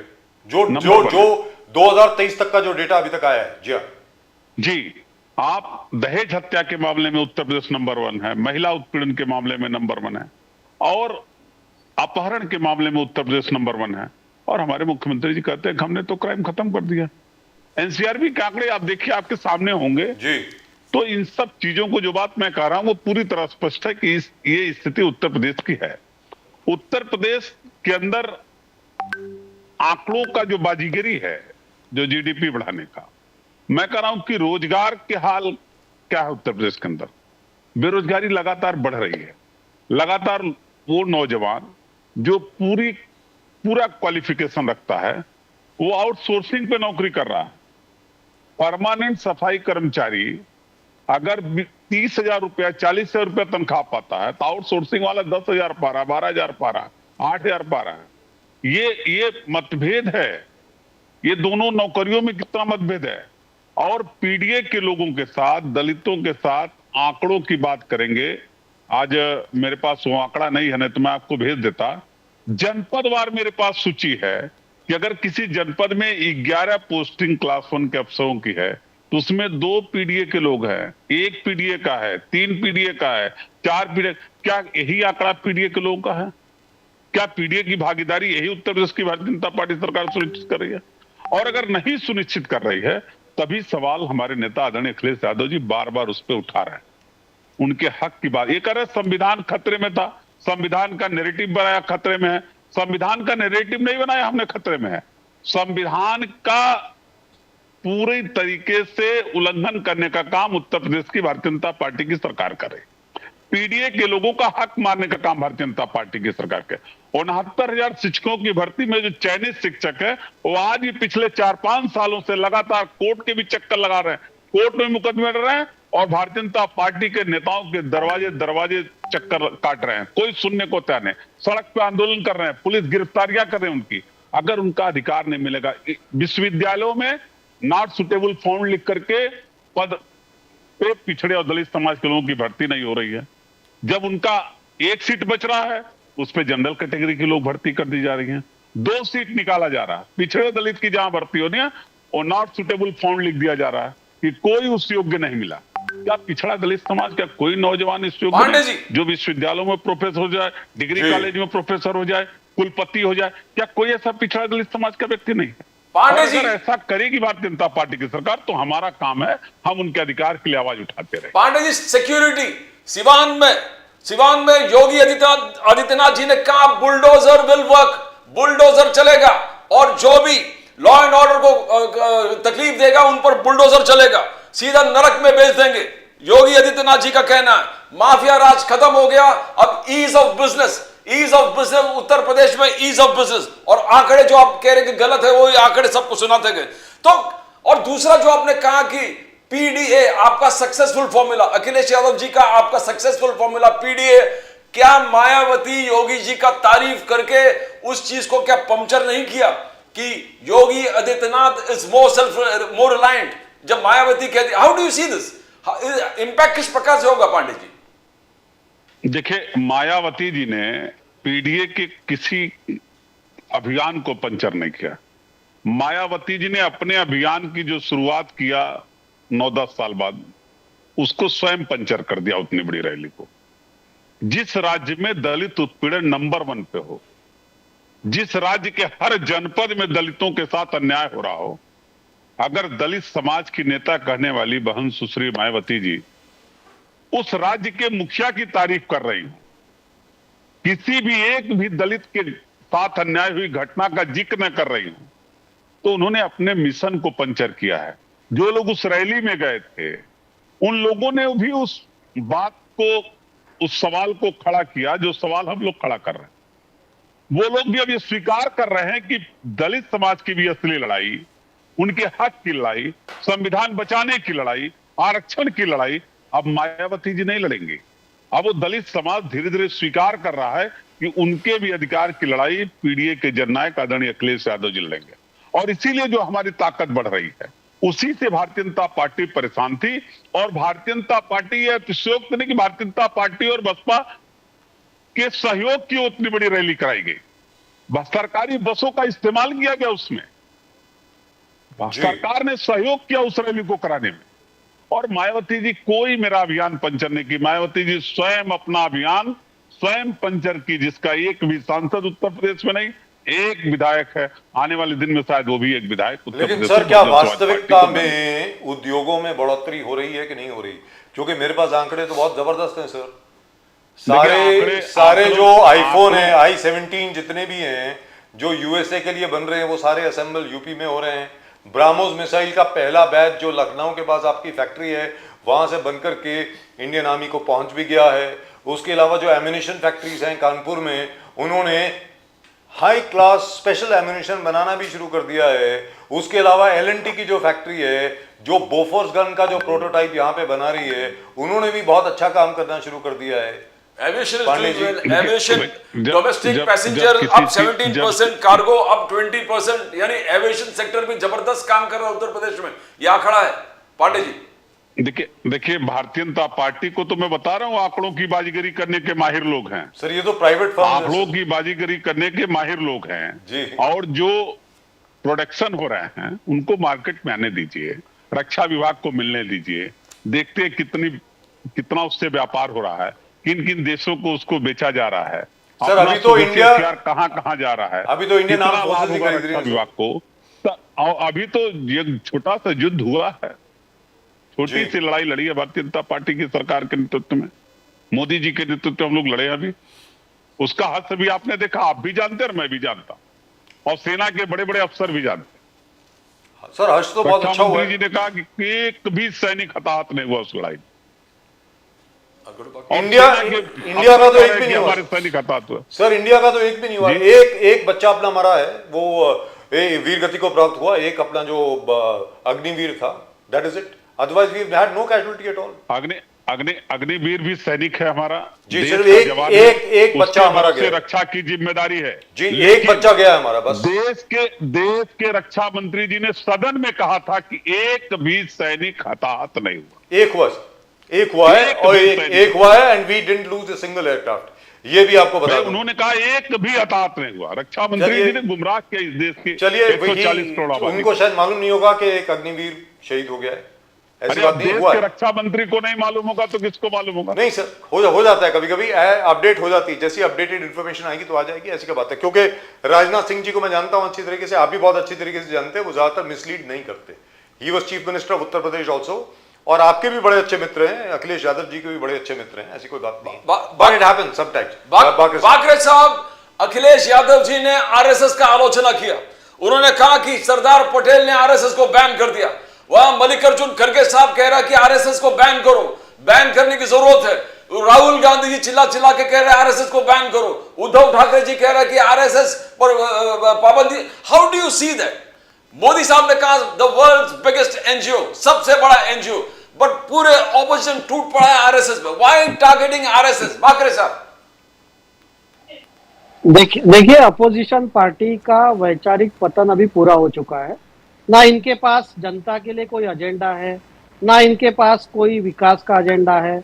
इनको अपने सिर्फ परिवार बचाना है और संघ इनका एक सॉफ्ट टारगेट है। अगर कुछ भी आता है, जैसे इलेक्शन कमीशन को चुनाव के हार के लिए बदनाम करते हैं, वैसे इनको एक संघ को बदनाम करने की साजिश रची गई है। और ये मैं तो खुला आरोप करता हूं कि ये पूरा डीप स्टेट, दुनिया भर से जो डीप स्टेट चलाते हैं, उसका कहीं ना कहीं इसमें हाथ है। क्योंकि उनको एक क्लियर पता है कि राष्ट्रीय स्वयंसेवक संघ राष्ट्र निर्माण में लगा है, व्यक्ति निर्माण में लगा है। और राष्ट्रीय स्वयंसेवक संघ से निकले स्वयंसेवक आज भारत की जो सिविलाइजेशन थी उसके तरफ भारत देश को वापस ले जा रहे हैं। सो दुनिया भर के लोग ये जानते हैं कि अगर भारत अपनी पुरानी ताकत हासिल कर लेगा तो भारत एक गौरवशाली मुल्क फिर से उभरेगा। तो ये कोई भी पार्टियां नहीं चाहती कि भारत एक ताकतवर मुल्क करके उभरे। और संघ को टारगेट इसलिए किया जा रहा है क्योंकि संघ से जो व्यक्ति निर्माण, चरित्र निर्माण और जो स्वयंसेवक निकल रहे हैं वो इनको हर फील्ड में टक्कर दे रहे हैं। इनकी hypocrisy they are calling out, इनको एक्सपोज कर रहे हैं, समाज के हर क्षेत्र में अच्छा काम कर रहे हैं। तो अगर मैं तो पूछना चाहता हूँ कि बहन मायावती पे हमला करने वाली कौन सी पार्टी थी, कौन सी विचारधारा थी? गेस्ट हाउस पे उनके हमला जो किया गया था, क्या वो समाजवादी पार्टी का उसमें हाथ नहीं था? तो अगर दलितों की एक आइकन करके बहन मायावती जी उस वक्त मुख्यमंत्री थी, तो उस पर हमला करने की साजिश किसने रची थी? तो आज ये बड़ी बड़ी बातें कर रहे हैं पीडीए की, क्योंकि इनको पता है आज हमारा जनाधार जो है, आज इनका एक जो विशेष वर्ग का जनाधार है वो भी निकलते जा रहा है। इसलिए इनको अपना पीडीए का जो आलाप है इनको डालना जरूरी है। बट समाज का हर वर्ग समझ चुका है कि ये इनकी पार्टी के पास ना कोई नीति है, ना कोई डेवलपमेंट का एजेंडा है। और आप जैसे ब्रह्मोस की अभी बात कर रहे थे, तो मैं तो सुन के आश्चर्यचकित हूँ कि जो आज भारतीय सेना का इतना बड़ा ब्रह्मोस का कारखाना हुआ है, उसके ऊपर समाजवादी पार्टी के प्रवक्ता कह रहे कि भाई ये प्रोडक्ट तो मार्केट में आने दीजिए। यानी क्या ये चाहते हैं कि वो प्रोडक्ट फेल हो जाए? क्या ये चाहते हैं कि प्रोडक्ट फेल हो जाए? नहीं, लेकिन उनका आप देखिए ये क्या कह रहे थे कि ये प्रोडक्ट मार्केट में आए और देखेंगे हम बाद में। तो अगर देश की सेना के बारे में भी इनको चाहते हैं कि ये फेल हो जाए, तो कैसी विचारधारा का ये प्रतीक है? अगर आपको मोदी साहब भारतीय जनता पार्टी का विरोध करना अपनी जगह कीजिए, लेकिन भारतीय सेना हो, ऑर्डिनेंस फैक्ट्री हो, हमारी इसरो हो, डीआरडी हो, इन्होंने जो रिसर्च करके प्रोडक्ट बनाए, कोई भारतीय जनता पार्टी तो ब्रह्मोस नहीं बना रही है भाई साहब। ये तो हमारे वैज्ञानिक बना रहे हैं, हमारी सेना बना रही है, डीआरडीओ बना रहा है। तो आप उसका सम्मान कीजिए। और अगर कुछ भी डेवलपमेंट होता है, मोदी जी ने तो कहा था कि इंजेक्शन हमने बनवा दिया। राइट। अरे हम मतलब हम भारत को हमारा समझते हैं, आप जैसा नहीं है। आप जैसा नहीं है, हम भारत को हमारा समझते हैं। अरे भारत में बनाया था इंजेक्शन, भारत में बनाया था, कोरोना में इंजेक्शन भारत में बनाया था। आप सब लोग अमेरिकन कंपनी पैरवी कर रहे थे। तो देखिए, सच्चाई आपको चुभ रही है, इसलिए आप मुझे मेरा आपको सच्चाई नहीं चुभ रही, आपको सच्चाई जाननी नहीं है। अरे आप आरएसएस को बैन किया था सरदार पटेल ने, बताइए। मैं जवाब देता हूँ, सरदार पटेल नहीं बैन हटाया, सरदार पटेल नहीं बैन हटाया, गलत बैन लगाया था। इमरजेंसी में बैन लगाया था, वो भी गलत लगा था। 92 में बैन लगाया था। आपके स्वर्गीय मुलायम सिंह जी ने कार से गोली चलाई थी। आप बताओ ना, ऐसा है क्या सरदार पटेल के खिलाफ है आप? सरदार पटेल के फैसले के साथ है। कार सेवकों पे गोली किसने चलाई थी? शर्म आनी चाहिए समाजवादी पार्टी को, शर्म आनी चाहिए, शर्म आनी चाहिए समाजवादी पार्टी को। आप किस तरह की बात कर रहे हैं? संघ के बारे में बात करने की आपकी वैचारिक ताकत नहीं है। संघ के बारे में बात करने की आपकी वैचारिक ताकत नहीं है, आपकी वैचारिक ताकत नहीं है। तिरंगा को न मानने की देखिए वजह राजेश जी, से मैं इनके सरदार बीच में नहीं पटेल ने आरएसएस संविधान को न मानने के कारण सरदार पटेल। अरे भाई साहब, आपके बीच में मैं नहीं बोला, आप सुनने की ताकत रखिए, आप सुनने की ताकत रखिए। मेरे टाइम में आप क्यों बोल रहे हैं? आपके समय में नहीं बोला मैं, पांडे जी मैंने नहीं बोला भाई साहब। मैं पांडे जी, मैं आपके पास आ रहा हूँ ना, पांडे जी आपके पास आता हूँ। आप 15 मिनट से बात कर रहे थे, मैं आपके बीच में बोला क्या? अच्छा ओके बाकरे साहब बोलिए। बाकरे साहब, one small question. The question is this: कि RSS is being attacked on only one thing. बाकी चीजें तो सर वो पॉलिटिकल बात होती है, कोई कुछ भी कहते हैं उसका कोई फर्क पड़ता नहीं है. Let's be very clear. We know what the RSS has done, what the RSS has not done. RSS also knows what they have done, what they have not done. I personally experienced the RSS. They are the first to reach any disaster. कहीं पे disaster होता है RSS के स्वयंसेवक सबसे पहले आते हैं और सबसे आखिर में जाते हैं. हर जगह पे काम करते हैं, मैंने खुद देखा है. But that's a separate issue. Political ideology बहुत फर्क हो सकता है, वो फर्क रहना भी चाहिए, रहेगा. लेकिन एक चीज को लेकर के बार बार जो सवाल पूछा जाता है बाकरे साहब, मुझको ऐसा लगता है कि राष्ट्रीय स्वयंसेवक संघ को या उनके किसी प्रवक्ता को या मोहन भागवत जी को खुद को उस पर क्लैरिफिकेशन देना चाहिए. Is RSS a registered organisation? Is it a registered NGO? If it is registered, who is it registered with? Is it registered with the Ministry of Corporate Affairs? Is it a company? Is it an NGO? Or is it a charity? Is it registered with the Charity Commissioner? ये बार बार सवाल आता है और हर कोई यही बोलता है कि आरएसएस अभी तक अनरजिस्टर्ड ऑर्गेनाइजेशन है. इस विषय के बारे में जरा बताइए बाकरे साहब प्लीज. देखिए, अगर आपने डॉक्टर मोहन जी भागवत की प्रेस कॉन्फ्रेंस सुनी होंगी तो उन्होंने संघ के बारे में बोले हुए हर चीज का जवाब दिया है, जिसमें इन्होंने रजिस्ट्रेशन के बारे में भी कहा हुआ है. और आप देखिए, संघ, राष्ट्रीय स्वयंसेवक संघ जो है, आज अगर कोई वनवासी कल्याण आश्रम है तो वनवासी कल्याण आश्रम अपने फील्ड में काम करता है. उन्होंने अपने फील्ड में रजिस्ट्रेशन लिए और डॉक्टर मोहन जी भागवत हमारे जो परम पूजनीय सर संघ चालक है, उन्होंने क्लियरली बोला है संघ जो उस वक्त 1925 में हुआ था तब से वैसे चल रहा है और उसका जो हिसाब किताब है कोई भी सरकार अगर मांगती है तो हम देने को तैयार है. उसका ऑडिट होता है और संघ के कई संस्थान है, सब जहां जहां जरूरत है वहां रजिस्टर्ड है. तो कोई भी चीज का बात का बतंगड़ बनाना कोई मतलब नहीं है.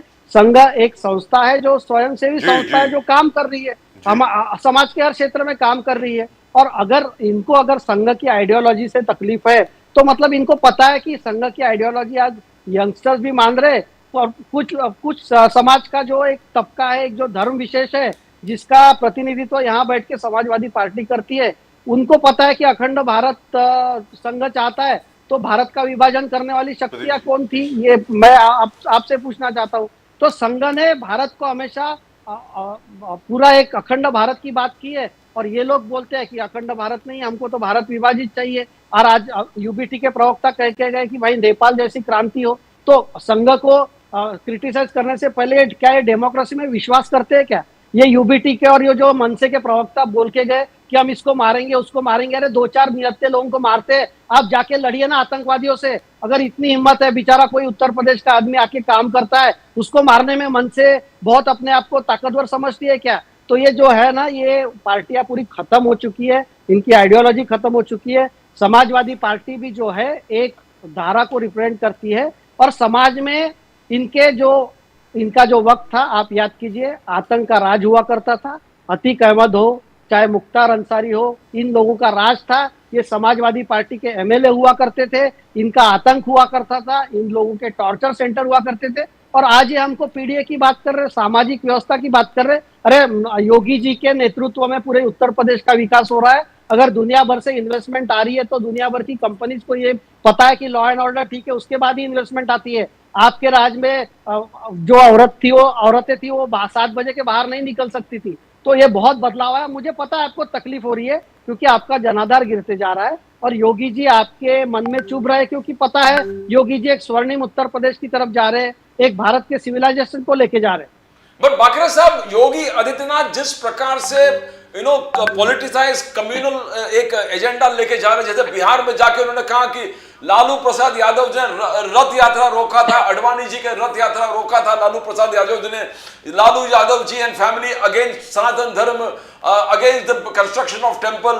आज उन्होंने इन्वोक किया, योगी जी ने राजेंद्र प्रसाद को नेहरू जी ने रोका था सोमनाथ टेम्पल के इनॉग्रेशन के लिए जाने के. तो is mister Yogi Adityanath ji polarising the entire elections in Bihar and later in Uttar Pradesh? किस प्रकार से देखते हो बाकरे साहब? देखिए, आप अगर तेजस्वी यादव जो इनके महागठबंधन के मुख्यमंत्री के कैंडिडेट है, वो कहते हैं कि अगर हमारी सरकार आई तो वक्फ कानून जो है वो हम डब्बे में डाल देंगे, तो आप उनको सवाल नहीं पूछेंगे. मतलब जो लालू जी की पार्टी है, अगर आप उससे वक्फ कानून को डब्बे में डाले. और योगी जी ने गलत क्या कहा है? लालू जी ने रथ यात्रा रोकी थी, आज भगवान श्री राम का जो भव्य मंदिर उत्तर प्रदेश में बना है, अयोध्या में बना है, तो उसकी रथ यात्रा तो रोकी थी।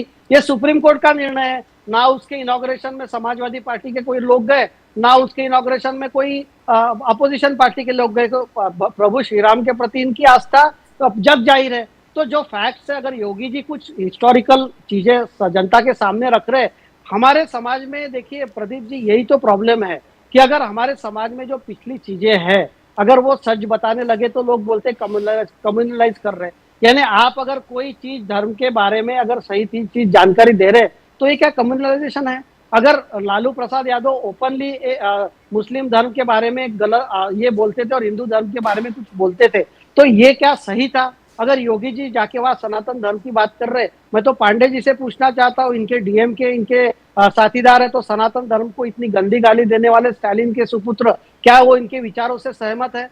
देखिए, ये विरोधाभास है, पूरे अपोजिशन में विरोधाभास है, इसलिए इनकी चुनावी जो जीत है ये बिल्कुल संभव नहीं है और जनता इनको बार बार रिजेक्ट कर रही है। तो भाग्य साहब, before I go to mister Pandey for summing up, couple of good things everybody should know about it. कुछ अच्छी चीजें आई हैं अभी। ट्रंप साहब के साथ डील होने वाली है, almost done. The US India deal is almost been done and we had predicted it right here. यहीं पर प्रेडिक्शन थी कि अक्टूबर 31 और फर्स्ट वीक ऑफ नवंबर तक डील हो जाएगी। जो 25% पेनल्टी लगाई गई है वो विड्रॉ हो जाएगी और maximum tariffs that will be there will be about 16 or 17%। I think it will be around 15%। I think that has been more or less agreed to. और जहां तक रशियन ऑयल का सवाल है, slowly both India and China will stop buying oil from Russia, because in any event जो पहले हम लोगों को $1 पर बैरल का जो फायदा होता था, that has now come down to about 50 cents by the way, and it is slowly coming down. So it is much easier to buy oil from Saudi Arabia, and I think an exception has been made for Iran as well for India, which is fantastic. If we are able to buy Iranian oil again, nothing like it. और तीसरी चीज क्या हुई है, 6 महीने के लिए exemption दी गई है फॉर चाबहार पोर्ट जो हम लोगों ने डेवलप किया है, and I think it will be completely functional by January, which is fantastic. But there's a real figure here which I must share with you. This has come from the World Bank. So the nominal GDP, this is a nominal GDP, not real GDP, nominal GDP has grown by 9.9%, 24-25, which is an amazing figure, 9.9%, and real GVA, which is gross value added, which is risen by 6.4%, and private final consumption expenditure, which is 7.3%, which has been driven by rural demand, which is amazing.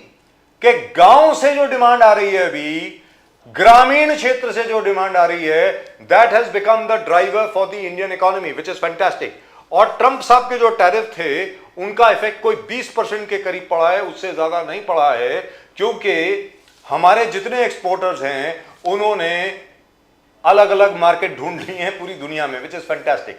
Pandey साहब, अब आप ये बताएं, अब यहां पर तो इतने बढ़िया आंकड़े आ रहे हैं यार, वर्ल्ड बैंक से भी, IMF से भी, स्टैंडर्ड एंड पुअर से भी, JP मॉर्गन से भी, हर एक कोई बोल रहा है भारत बहुत अच्छा कर रहा है, बहुत अच्छा कर रहा है, सबका दिल बड़ा खुश हो जाता है। हम तो बॉम्बे में रहने वाले हैं, मतलब हम तो व्यापार से संबंधित है, यहां पर अगर कोई ऐसी अच्छी खबर आती है हम सबके लिए बड़ी अच्छी खबर होती है।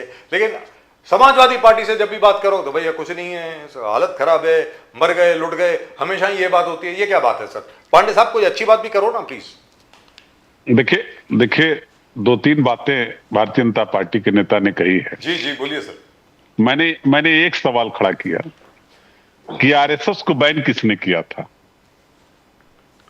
सरदार पटेल जी ने किया था। वो उनके उस फैसले से भारतीय जनता पार्टी सहमत है कि खिलाफ है, उनको बताना चाहिए। जी। दूसरी बात, ट्रंप साहब के टैरिफ से जी देश के अंदर विषम परिस्थितियां तो पैदा हुई हैं, परेशानियां तो भारत के अंदर बढ़ी। आप तो कह रहे हैं कि 20% ही इफेक्ट पड़ा जी। देश की मीडिया तो लगातार ये बताने में लगी है, मैं तो आपको साधुवाद दे रहा हूं कि आप कुछ स्वीकार कर रहे हैं कि इतना फर्क पड़ा है सर, इतना असर पड़ा, बिल्कुल पड़ा है। लेकिन देश की बड़ी बड़ी मीडिया ये बताने में लगी रही कि ट्रंप की टैरिफ 25% हो जाए, 100% तक लगा दे, तब भी भारत पे कोई असर नहीं पड़ेगा। ये वो मीडिया इस देश की, जब जीएसटी घंटा बजा करके लागू हुआ तब जीएसटी की तारीफ, जब जीएसटी छाछ पे, आटे पे, चावल पे, दाल पे लग गई, तब उसकी तारीफ कि अब इसके क्या क्या फायदे हैं। जब जीएसटी कम हो गई, तब उसके फायदे क्या क्या हैं, ये देश की जनता को बता रहा है। और ऐसे में आंकड़ों की बाजीगरी पे कैसे भरोसा कोई करे। और मैं कह रहा हूं कि अगर देश के अंदर कुछ बेहतर, देश के अंदर लोगों को रोजगार मिल जाए, देश के अंदर लोगों को महंगाई कम हो जाए, देश के युवाओं को बढ़िया अवसर मिले, जी। देश की जो 4 साल की आर्मी में भर्ती हो रही है उसको समाप्त करके पूरे कार्यकाल की भर्ती शुरू हो जाए, ये तो हम साधुवाद और धन्यवाद देंगे। हम तो मांग कर रहे हैं, जी, हम तो मांग कर रहे हैं कि सैनिकों के पूरे कार्यकाल के लिए भर्ती करिए। 4 साल के बाद वो सैनिक कहां जाएगा, किसके यहाँ प्राइवेट नौकरी करेगा, किसके कंपनी की चौकीदारी करेगा वो जाकर के। भारतीय जनता पार्टी असल में इस देश के युवाओं को, इस देश के बेरोजगारों को, इस देश के किसानों को लगातार गुमराह करे। आपको तो पता है महाराष्ट्र के अंदर किसान आंदोलन कर रहे हैं। अगर सब बेहतर है, गांव से भी अच्छी खबर आ रही है, तो किसान आंदोलन कर रहा, सड़कों पे क्यों है? सर आज की तारीख में उत्तर फ्लड प्रदेश रिलीफ का के लिए किसान आंदोलन कर रहा है। सर फ्लड रिलीफ की मांग है, दिवाली के पहले मिल जाना चाहिए था, वो आ नहीं पाया पैसा, अब बटेगा। सर दिवाली के पहले पैसा बढ़ना था ना, नहीं बटा अभी तक, क्या करेंगे अभी। सर शोलापुर में, अरे सर क्या बताऊं आपको, यहाँ तो हालत क्या है, मराठवाड़ा में, विदर्भ में, अलग अलग यहाँ पे 150 साल में इतनी जबरदस्त बारिश नहीं हुई है, और अभी भी बारिश चल रही है। सर ये नवंबर का महीना शुरू हो गया है, अब तक तो यहाँ पे गर्मी शुरू हो जाती है, अभी बारिश हो रही है बाहर, हमारे ऑफिस के बाहर बारिश हो रही है अभी। जी बोलिए सर, बोलिए पिछले पांडे जी। 4-5 दिन से लगातार बारिश हो रही है जी धान की खेती करने वाला किसान जी, हालत परेशान खराब है। फसल मतलब- खेत में खराब हो रहे हैं। सर खराब हो कुछ गई जो कट गए वो भी खराब हो रहे हैं, सर, हो जो गई नहीं खराब। कटे वो भी खराब हो रहे हैं। मालूम है किसान परेशान है। सर सरकार से मांग है कि उन किसानों की सुध ले। सर एंटायर उनको वेदर मुआवजा दे। Pattern is change, you can't do anything about it. पर पांडे जी, अखिलेश यादव जी को जवाब देना पड़ेगा। योगी आदित्यनाथ जी का कहना है, योगी जी ने मुस्तफाबाद को कबीर धाम बना दिया, क्योंकि कोई मुस्लिम फैमिली वहां पर नहीं रह रहा था, नाम ऐसे ही था कि मुस्तफाबाद। हलाल सर्टिफिकेशन, देश विरोधी ताकत, आतंकवाद को बढ़ावा और रिलीजियस कन्वर्जन, यहां पर शायद आपको देना, बिकॉज अपीसमेंट का राजनीति आप जो कर रहे हो, बीजेपी का आरोप है।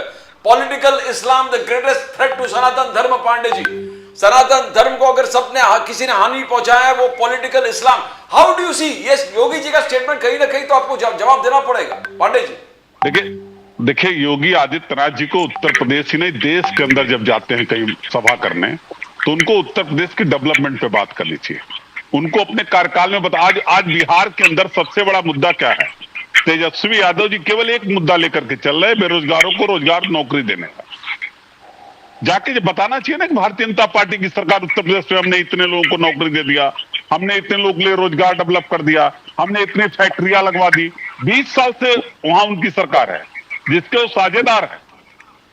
जी ये पोलराइजेशन करके इस देश के उस संविधान का मजाक उड़ा रहे हैं, जिस देश के संविधान में सर्वधर्म समभाव की बात, सभी धर्मों को बराबर के अधिकार की बात है। चाहे वो शिक्षा का सवाल हो, चाहे रोजगार का सवाल हो, चाहे किसानों का सवाल हो, संविधान सबको, सभी को, हिंदू मुस्लिम सिख सभी को बराबर का अधिकार देता है। लेकिन भारतीय जनता पार्टी लगातार, चाहे उनके कोई बड़े लीडर्स हो, चाहे चैनल पे बैठने वाले प्रवक्ता हो, हिंदू मुसलमान पाकिस्तान के सिवा उनके पास कोई एजेंडा ही नहीं जी उसके आगे पीछे कोई एजेंडा नहीं। सर प्राइसेस आर अ इसलिए concern Yogi Adityanath sir, which is absolutely true. जो अभी मैंने आपको आंकड़े बताए उसमें जो स्टैंडर्ड एंड पुअर्स है और जो जेपी मॉर्गन है, उन्होंने भी कहा है प्राइसेस आर अ कंसर्न और jobs are a concern, job market is a concern. It is true that the economic indices of India are fantastic, best in the world right now, really and truly best in the world. But jobs and prices, they are a major concern. There's no doubt about it. But we Pandey ji- need to increase incomes. Pandey Yes. जी, 1 crore jobs promise किया NDA ने। NDA in Bihar has promise, Pandey ji, 1 crore jobs. 1 crore Lakhpati Didi, 1 crore Lakhpati दीदी, woman upliftment, महिला प्रदीप जी। सशक्तिकरण। अब महिला को 7,500 करोड़ दे भी दिया मोदी जी ने, ऑलरेडी बैंक अकाउंट में डाल दिए। तो ये क्या उपलब्धियां नहीं है? पांडे जी, प्रदीप जी, इस एनडीए के नेतृत्व पे भरोसा कैसे करेगा बिहार, जिस एनडीए के नेतृत्व करने वाले देश के प्रधानमंत्री जी ने कहा था कि हर साल 2 करोड़ नौजवानों को रोजगार देंगे। क्या 24 करोड़ नौजवानों को रोजगार मिल गया? सर इस पे एक अलग शो करेंगे सर। तो सर, जवाब तो देना पड़ेगा। इन्होंने कहा था जी। कि हवाई चप्पल पहनने वाला व्यक्ति जहाज से यात्रा करेगा, जी। उसके पैर की हवाई चप्पल भी चली गई। वो महंगाई बेरोजगारी से जूझ रहा है, जीएसटी की मार से जूझ रहा है, नोटबंदी से जूझ रहा था, कोरोना काल में तमाम क्राइसिस झेल रहा था, उसके पैर से हवाई चप्पल भी चला गया। हवाई जहाज की यात्रा करना तो भूल दीजिए, ट्रेनें चलाई जा रही हैं। लेकिन अभी छठ पूजा के अवसर पर बिहार के अंदर आपने देखा होगा किस तरीके से ट्रेनों में जिस तरीके से सामान लगेज भरे जाते हैं, उस तरीके से हमारे आपके परिवार के लोग भर करके आ रहे थे। शौचालय तक में लोग बैठ करके यात्रा कर रहे थे। यही तो व्यवस्था है। अच्छे दिन का सपना दिखा करके 400 का सिलेंडर 1000 में इस देश में दिया जा रहा है। देश की जनता इनके ऊपर भरोसा नहीं करेगी। खास करके बिहार क्रांतिकारियों की धरती है, बिहार भी इनके किसी वादे पे भरोसा नहीं करेगा। लखपति दीदी 20 साल में आज याद आया जब इलेक्शन आ गया। So let me ask, before we go, और भी एक बात बताऊं प्रदीप जी, कर्जा दे रहे हैं जी 10,000 रुपया ग्रांट है व्यापार सर, करने के लिए ग्रांट है। कर्ज दे रहे नहीं सर, लोन हैं। नहीं। लखपति दीदी ने कर्ज दे रहे हैं, कर्ज। सर ऑफिशियल स्टेटमेंट वो आई। महिलाओं से वसूलेंगे पैसा, सहयोग नहीं दे रहे, कर्ज दे रहे हैं। सर वो बैंक की वसूला जाएगा पैसा। सर वो गवर्नमेंट की स्टेटमेंट आई है, इट्स अ ग्रांट, But- वो वापस नहीं लिया जाए। बाकर साहब टॉडी को लीगलाइज करेंगे अपने Tejashwi Yadav ji, you think is a game changer? Nasha Mukt Bihar बनाया था नीतीश कुमार जी ने, तेजस्वी यादव कह रहा कि आते ही टॉडी को हम लीगलाइज करेंगे। क्या ये गेम चेंजर हो सकता है समीर बाकरे साहब? देखिए प्रदीप जी, नीतीश कुमार जी को महिलाओं का समर्थन बड़े पैमाने पे इसीलिए मिला था कि उन्होंने प्रोहिबिशन अनाउंस किया था जी। तो मुझे ऐसा लगता है कि बिहार का जो सामाजिक या जो बाकी ताना बाना है वो देखते हुए इसका मुझे नहीं लगता बहुत कुछ असर पड़ने वाला है, क्योंकि बिहार में प्रोहिबिशन काफी सालों से है। और देखिए उसके प्रोज एंड कॉन्स क्या एक डिबेट हो सकता है, लेकिन नीतीश कुमार जी ने उसके बारे में एक पॉलिसी बहुत सालों से चलाई है। तो मुझे नहीं लगता कि कोई प्रोहिबिशन हटाने की वजह से कोई तेजस्वी यादव जी को बहुत बड़ा फायदा होने वाला है। अगर उनका जो पिताश्री का जो कार्यकाल रहा है और उनकी जो पार्टी का जो एक वे ऑफ वर्किंग है, उससे बिहार की जनता को खौफ है। जंगल राज का उनको सभी बिहारियों को पता है कि क्या टाइप का इनका मतलब वहां पर राज हुआ करता था, कैसे शोरूम से गाड़ियां उठा दी जाती थी, कैसे लोगों को शाम को उठा दिया जाता था। तो बिहार की जनता ये नहीं चाहेगी कि कानून व्यवस्था बिगड़े और जो भी तेजस्वी यादव बोल रहे हैं। लेकिन सर एक चीज तो है, फॉर एग्जाम्पल एक चीज तो है, जैसे अभी पांडे जी ने कहा, कीर्तिनिधि पांडे जी ने जैसे कहा, सर आप नौकरियों पे और प्राइसेस पे, कीमतों पे बात नहीं करते हैं। आज भी देख लीजिए ना सर, मुंबई की बात कर लेते हैं सर। 2013 में I am surprised by the Congress doesn't talk about it. Actually क्या है कि आप बहुत किस्मत वाले हैं, वेरी फ्रैंकली स्पीकिंग सर, आप लोग ऊपर से अपनी किस्मत लिखवा के लाए हैं कि आपकी ऑपोजिशन इतनी ज्यादा कमजोर है। जैसे कांग्रेस की जो ऑपोजिशन है वहां पे इतनी कमजोर है सर। 2013 में जब 90 रुपए पर किलो हो गई थी, सॉरी 89 रुपीज पर किलो हो गई थी तूर दाल की कीमत, आप लोगों ने नाक में दम कर दिया था सर। डॉक्टर मनमोहन सिंह की सरकार का, महाराष्ट्र की सरकार का, बाकी सबका। आज की तारीख में it is selling at 169 rupees per kilo और कोई चू नहीं कर रहा है। तो मेरा ये कहना है कि सर कभी कीमतों पे, कभी नौकरियों पे भी तो बात कीजिए ना सर। बोलिए। देखिए मैं तो बहुत खुश हूँ राजीव जी कि आपने इकोनॉमी का टॉपिक निकाला, और इकोनॉमी के टॉपिक पे जवाब देने के लिए मैं आपको ये बोलना चाहूंगा कि यूपीए के सरकार में जो इन्फ्लेशन हुआ करता था वो डबल डिजिट में था। आरबीआई के आंकड़े हैं। आज इन्फ्लेशन का आंकड़ा सबसे कम लेवल पे है। फूड इन्फ्लेशन भी कम लेवल पे है। और आप जहां तक रोजगार की बात कर रहे हैं सर, मैं आपको बहुत जिम्मेदारी के साथ कहता हूं कि ईपीएफओ के आंकड़े जो सिर्फ मैं 2017 से आपको, मैं तो 14 की भी बात नहीं कर रहा हूँ, 2017 से आप 24 तक के आंकड़े निकाल लीजिए। Net addition to the EPFO is 6.3 crore. Sir, we have had this discussion before. Sir, we have had this discussion before. So that's why I'm saying कि रोजगार तो हुआ है, इतने एयरपोर्ट बंद हैं। सर रोजगार की डेफिनेशन चेंज करनी पड़ेगी आपको, रोजगार की परिभाषा चेंज करनी पड़ेगी। Till such time as you do it, you will be vulnerable to attack from the opposition because employment does not mean only government employment. सरकारी एम्प्लॉयमेंट थोड़ी होती है सारी सर. जैसे फॉर एग्जाम्पल आज की तारीख में मैं कितनी बार ये बोल चुका हूं, बीकेसी में अगर आप बाहर जाएंगे आपको रेस्टोरेंट के सामने लाइन लगी हुई देखेगी. वही बोलना चाह रहा हूं सर कि where is the money coming from? That means they are earning, right? They are earning money. बोलिए सर. देखिए, अगर रोजगार की इतनी बड़ी समस्या होती तो युवक हमारे सड़कों पे आते थे. इतने बार ही अपोजिशन पार्टी नेपाल, बांग्लादेश, श्रीलंका का एग्जाम्पल देखे जैन जी को ओपनली चैलेंज कर रही है कि आप रास्ते पे आओ. तो कैसा है, बीबीसी की जो रिपोर्ट है कि आज जैन जी हम इनका कोई सुन ही नहीं रही है. तो भारत देश में अगर युवकों को रोजगार है इसीलिए तो सेटिस्फाइड है. देखिए हमारा देश राजीव जी एक बहुत यंग कंट्री है. Average age is 28. So there is definitely going to be a challenging phase for our country to provide employment, क्योंकि हर साल बहुत बड़े पैमाने पे युवक हमारे रोजगार के मार्केट में आ रहे हैं. तो आई एम नॉट सेइंग कि हमने 100% लोगों को रोजगार दिया, बट मैं ये दावे के साथ कहना चाहता हूँ कि अगर अर्थव्यवस्था 11वें नंबर पे थी और आज अगर 4थे नंबर पे है और IMF कह रही है कि हम 6.8 के इससे ग्रो कर रहे हैं, दुनिया भर में फास्टेस्ट ग्रोइंग है. तो अगर आप हमारे जैसे नितिन गडकरी जी के डिपार्टमेंट में देख लीजिए, लाखों करोड़ के हाईवेज बन रहे, तो क्या ये क्या हाईवे से आके कोई बना रहा है क्या कि लोग बन रहे, इंजीनियर लग रहे, मशीनरी लग रही है. तो देखिए, we have to be realistic in discussing employment and other things. मैं मानता हूं कि अभी बहुत sir you have to strike a balance. That's all I am saying. And by the way I think that is exactly what mister Pandey is also saying. Very frankly at heart he is also saying the same thing. You have to strike a balance कि kids, बच्चे जितने भी अब school से निकल रहे हैं, college से निकल रहे हैं, उनको रोजगार चाहिए ना. Give them opportunities. और जितने भी एमएसएमईज हैं उनकी मदद कीजिए. जो माइक्रो, मीडियम और स्मॉल एंटरप्राइजेस हैं, जब तक आप उनकी जेन्युइनली मदद नहीं करेंगे. अभी क्या है सर, आपका इंस्पेक्टर राज चल रहा है, वेदर यू लाइक इट और नॉट. 2 मिनट में रेड हो जाता है. बेचारा कुछ तो कमाना शुरू करता है, कमाना बाद में शुरू करता है, उसके पहले वो जीएसटी आ जाता है, इधर से कुछ और आ जाता है. हाँ बोलिए सर, बोलिए. राजीव जी, आज देश में जो एमएसएमईज के लिए स्कीम्स है ना, मैं आपको बता सकता हूँ सर है मेरे पास.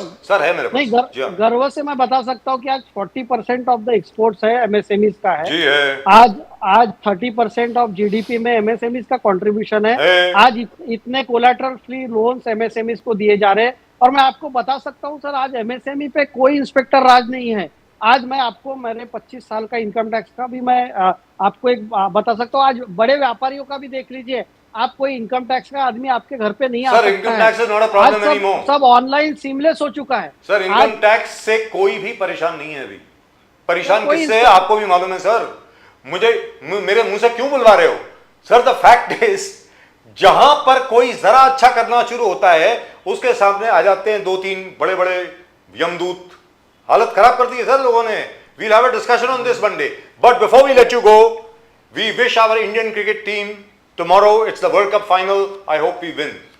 हमारी महिलाएं जो हैं, हमारी लड़कियों ने जो जिस प्रकार चैंपियन को हराया ऑस्ट्रेलिया को semifinal, wow, amazing, absolutely amazing.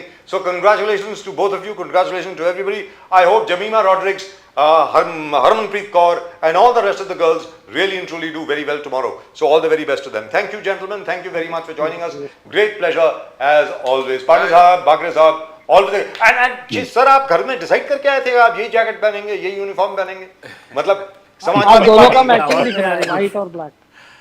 Samajwadi party and BJP cooperation, look at that. दोनों दाढ़ी भी है, जैकेट भी वही है. फैंटास्टिक. अरे जबरदस्त सर. राधे राधे, जय सिया राम. राधे राधे, राधे राधे, जय श्री राम. जय Shri Ram. Thank you very much, gentlemen. Thank you very much. But that was a great thing. But really and truly, I'm absolutely shocked over here. Sir, the nominal GDP growth is 9.9%, which is fantastic. But I think we've got our old friend Shahjahan Athar with us. Can we go across to him from Sholapur? He's got a great story for us. Shahjahan ji, namaskar. आवाज भी नहीं आ रही ना. आवाज आई अभी, आपकी आवाज तो आ रही है मुझको. शाहजहान जी, नहीं बताओ जाओ. आपकी आवाज तो मुझे आ रही है. प्रदीप जी आप बात करके देखिए. शाहजहान अत्तर जी नमस्कार. How are you? काय चाललेलं आहे सोलापूर मध्ये? शाहजहान जी नमस्कार. Can we solve this problem please? Hello. जी शाहजहां जी बोलिए। राजीव बजाज बोल रहा हूं और प्रदीप नाम्बियार जी साथ में हैं। आपको दिख भी रहे होंगे हम दोनों। आवाज नहीं आ रही सर। आपकी आवाज आ रही है? Hello, can we solve this please and then get him आवाज नहीं आ बैक? रही सर। Can we solve this and get him back please? I don't understand. आपकी आवाज बंद हो गई सर पूरी। जी जी जी जी बिल्कुल बिल्कुल, यहाँ पे साजिश है, मेरी आवाज बंद करने की साजिश है यहाँ पे पीसीआर में। हेलो। बहुत बहुत सालों से लोग कोशिश कर रहे हैं मेरी आवाज बंद करने के लिए, 42 साल हो गए हैं, अभी तक बोल रहा हूँ। Pradeep ji, so the story is that there's this boy, this wrestler, Sikandar Sheikh, Yes, who has been arrested in Punjab. He's Yes, from yes. Sholapur, Yes. Maharashtra Kesari. Yes. उस बच्चे को अरेस्ट कर लिया गया है। ये कहा जा रहा है कि he's a gun runner, उससे कोई इलीगल आर्म्स मिले हैं पंजाब में, 5 रिवॉल्वर मिली है। ये क्या है भाई? This is very strange. और उनके जो पिताजी हैं सिकंदर शेख साहब के, वो कहते हैं कि मेरे बच्चे के खिलाफ ये साजिश है। Pradeep ji, Yes, yes. He is a very well-known wrestler, Sikandar Sheikh. जी। जबरदस्त तरीके से पार्टिसिपेट किया महाराष्ट्र केसरी वगैरह। जी। But now lot of political rumblings there. Now caught with weapons और जो भी initial reports आ रहे हैं, what was he doing? Number one, किस प्रकार से what was he किया? doing in Punjab? I would like to Yes, know. yes. What was he doing at that particular place Yes. and how guns have been found on his possession? That's right. और इतने सारे, I mean, it could be if somebody was That's his planting- father. वो उनके पिताजी बोल रहे हैं अभी। अगर घर में अगर किसी ने प्लांट किया हो तो अलग बात है, किसी और जी।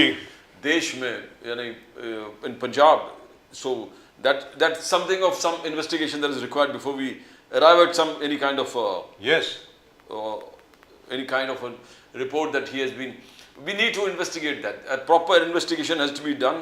Though there are talks that there is a political enmity, political rivalry, and he was always having wrestling communities में वहाँ पर झगड़ा चल रहा था आपस में। वो तो हमेशा ही चलता है sir. Yes, yes, yes. Sir जो कुश्ती वाली कम्युनिटी है ना हमारी, Yes, yes, yes. उसमें हमेशा ही झगड़ा चलता है। आपको याद होगा एक हमारे रेसलर साहब जो हैं वो तो अभी जेल में है। He is a silver medalist and a bronze medalist. Yes. Olympic. He has won the two Olympic gold medals. At the moment he is in jail. बिल्कुल बिल्कुल। So we need to actually find out exactly number one initial report जो आ रहा है। ये इनके पिताजी हैं। Let's listen to him. Marathi Yes. में बोल रहे हैं। I'm sure you'll be able to understand. बिल्कुल। Can we hear it please? जो उनके पिताजी बोल रहे हैं, सिकंदर शेख के जो पिताजी बोल रहे हैं, जरा सुनाइए प्लीज।